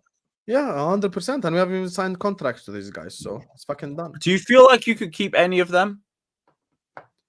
I think Salah would 100%. Do you think they're all going or what? Or Salah? Trent's definitely gone. I think Trent would probably sign a contract as well. Trent's gone, bro. Real Madrid. Yeah, I think Trent's being swayed, really makes me think that Alisson might be gone quicker than we think. Van Dijk, I have no idea. I cannot answer. Wait. You think you're signing Vavadili because what? You think they're preparing him to be the Alisson replacement already? Yes, I think they're basically what they're doing is we're gonna sign Mamardashvili, keep him for a year or two as on loan. You get me? And then after that, when Alisson leaves, eventually he'll just take over. That's why they're loaning him to a Premier League side for experience. Yeah, because they don't really need to get a goalkeeper. Like Keller is a decent number 2. Yeah, and even Jaros, I know you might have not watched him, but in pre-season he was decent as well. I think Shikh saw him and Egal saw him as well in the 2 games. Jaros, he's a good goalkeeper as well. What's the plan with Slot then? Is Slot basically just the interim? Like, what is the plan? There is no plan. The plan was Zubimendi. They fucked that up. And after that, khalas, just sit on your ass. Oh, no one else makes us better. Bro, shut the fuck up, please. Like, just shut the fuck up. Like, it's just so weird. They have to be doing something behind the scenes. You must have had a plan B, at least. Unless someone's already bought that plan B. You guys could fall out of the top 4. Yeah, the way you're speaking right now, you just sound like everything's doom and gloom, bro. I never said doom and gloom. I'm just saying we're gonna finish 3rd. That's just who we are. That's the thing. You see the complacency about it because you could be doing more. You could be getting yourself stronger to compete for the league title. But now you're just sitting there and you're probably going to be 3rd again. Are the Liverpool media saying they're going to go back in heavy next summer already? If I see that war chest next summer, fucking James Pierce thing, I'm gonna cook that motherfucker. There's a reason why that fuck had me blocked on Twitter when I was there. You know, I was one of the people that ruined his reputation. War chest summer. Shut the fuck up, you fucking fraud. 150 million from Caicedo. We still haven't spent it till the second. Like, it's just pointless. Listen, people, here's the people. I just realized that. Yeah, we haven't spent it, Habibi. It's in the bank. Yeah. Did you guys? Wait, how much is Mamardashvili going to be? 30 million? 30. Oh, okay. We're haggling over 5 million euros. Euros, not pounds. That's crazy, man. I get why you're long may continue, bro. Long may continue. Right? Acceptance and bans. Fair enough. I'm literally tomorrow, inshallah. I'm actually gonna go into my own club. I'm gonna cook the fuck out of everyone because I've had enough. I'm gonna talk about this Mamardashvili thing, Hughes, Edwards. These guys are just so incompetent. It's fucking. It smells like it reeks of incompetence. I'm so bored of them. Honestly, you cannot even get one transfer over the line. Or actually, Lewis even brought it up himself. Didn't even on Egal. Didn't even extend the fucking contracts. So you just sat there for 2 months scratching your asshole sitting on your desk. Go fuck yourself. Respect. Literally nothing, bro. Literally nothing. No contract You're extension. going No for a signing. goal. Nothing. Yeah. For not even now, for like in 2 years' time, like Yeah, it's what is crazy, the man. fucking? What are you lot doing? Nothing. Yeah, That- so Liverpool want Ah. 30 and they want 40, 35. Is that the situation? No, we are 135. They want 40. So apparently, the Allison replacement that's gonna come in when Allison leaves, Costs they're not 40 willing mil. to add 5 million extra euros. Imagine. Hey, maybe you Good, save man. on So 5 long may million this that can continue. get you something. 5 million euros. Who it can get you? Maybe Jordanian you're player? trying to sign academy kids. Who knows? Euros as well, you know. Lewis, I brought it up on Troops' channel, so I know your answer. But is it Unai or Arteta? Oh, I thought it was for you guys. Oh yeah, I thought it was for you, Tom. This shit again. Answer. bro. Yeah, 'cause he said he knows everyone my answer. Oh, I said Unai. I say See, Unai as So well. we've done more. Unai. Why are we still doing this Unai Emery Arteta conversation in 2024? Like, You let's know, Well, it Egal, was- it was that brought if up you Yeah, on- we listen had the to debate on the pod. I don't even remember Yeah, who it brought was it up. brought on Guys, AFTV. There's a clip do going around. we compare Jose Mourinho and Antonio Conte to managers right now? No, we don't. The thing is, you guys are comparing managers based on their CV and not what they're doing right now and how they've gotten a team. They've actually worked for the same club. One man was sacked after a year, and the next man has been able to rebuild the squad to get it to a level to compete for the league right now. And the thing is, the conversation in the context of what they were actually speaking about is not who's the better manager throughout their career. It's not who's the better manager at winning Europa Leagues. No, it's about who is the better manager right now outside of Pep in the Premier League. Who would you say is the second best manager? And I think right now, arguably, it's Arteta. You can't tell me Maresca. Arguably, yeah. I don't think it's. So why aren't people talking about Ten Hag? Ten Hag won 2 cups in the last 2 years. if Nobody's we seen went based off more- of No CV only and CV only, then this is why this conversation is just Yeah. It's If we're irrelevant. going based to be off honest. CV, It's You really, guys really also irrelevant. developed Aston Villa really well, and also Only I have a one better year. belief. And I also have a better belief that I'm going to win trophies with him than I do with Arteta. So when you have a managerial position open, why don't you go to Unai Emery and say hire me, hire that guy as our manager? Depends on when he's been employed or not at the time. And If you Don't know. guys got Graham Potter from Brighton. when he had Villarreal for like 3 years or something. My point is, if a club is looking for a manager right now, they're not going to go and say, I will take Unai Emery over Arteta. There's a reason why PSG, Barcelona, these clubs have been knocking on Arteta's door, seeing if he's available. Bayern Munich were interested in Arteta before they went for company. They were requesting to speak to him. Egal. Listen, here's the thing. If we went just based off of CV, then we'll put Slot above fucking Arteta. But that's not the point. I genuinely feel like there's a correct answer for this, and I'll tell you what I feel like is the correct answer. If I was the owner of a Big Six club, I would choose Arteta. If I was the owner of anyone else, I would choose Unai Emery. That's genuinely how I think, and I think this is the fairest way to answer the question. There's levels to management. If I'm the owner of Villa, Newcastle, Leicester, Wolves, West Ham, Unai Emery is my guy because I know Arteta needs conditions to get to the level that he is at. But at the same time, Unai Emery, respectfully, has managed PSG, has managed Arsenal, and has failed at both clubs. By the way, people talk about comebacks and embarrassments and shit like this. This guy was 4-0 up against Barcelona, went to Barcelona and lost 6. Like, let's call a spade a spade. This guy lost 6-1 after being 4 in Paris with that team that he had with Cavani, Neymar, with Cavani. Sorry, not Neymar wasn't there yet. With Cavani and the very good team that they had at the start. So for me, if I'm managing And a he big got out top 4 and lost the Europa League final. bro, we saw him at Arsenal. He literally lost 4-1 in a final to Chelsea. Like, why we act like this shit didn't happen? He got People always sacked go like, because we lost oh, at he home. finished top 4 with Aston Frankfurt. Villa. Habibi, how many managers has finished top 4 with their clubs? Moyes finished top 4 with Everton. I can name you many fucking shit clubs that finished Good top memories, 4. man. By the way, Oh, just Joe. 2 years ago, Eddie Howe finished 4th with Newcastle. Are you saying Eddie Howe better than Arteta too? Like, everyone just needs to chill. obviously his big achievement is the three-peat of Europas with Sevilla, which we all acknowledge and respect. And that's why I'm saying I'm not going based off of CV. Big six club, I hire Arteta.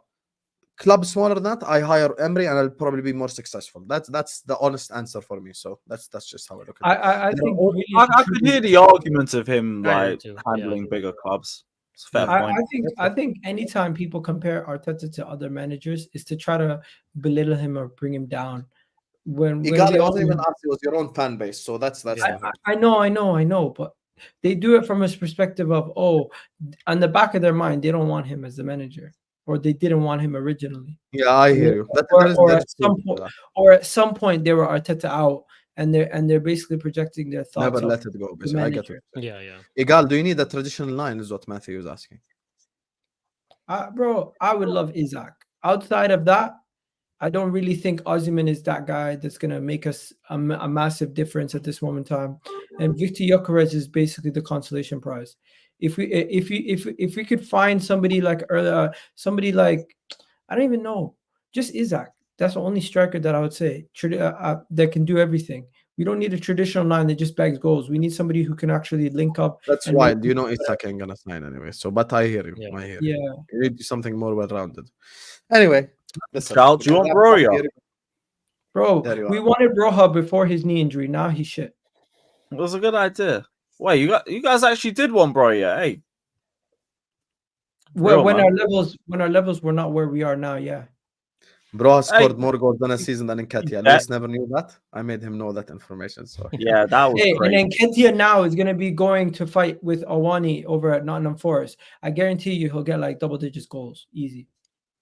10. I wouldn't say easy, but fair enough. Anyway, listen. Big up to all of you guys. We're gonna wrap it up here. Big up to every single super chatter. Big up to Matthew. Big up to Matyar, Draman, Mookie, Comical Ali. Big up to RSV as well. Ed, Spooby, Dakai, Sean Bieland, as per usual for the support. I as well comes in here with the end. Fact of the matter is Arteta was available. All top six club would want to get him over Emery any day of the week. Yeah, but that's my answer. That's why I give a logical answer. Listen, if I was the owner of fucking That's the thing, Newcastle, I'm still a getting bit Emery. iffy, but again, wouldn't say no. Yeah, that's the thing, Aya. So But Emery as That- well, still. what the problem with Emery is, he's worked with two big clubs and he's been shit at both. So it's a bad indicator, basically, is what I'm saying. But anyway, thank you so much, Aya, as well. Egal Talks Football, Carefree Louis G, Shikh TV, all these guys' channels in the description. Please go subscribe to their channels.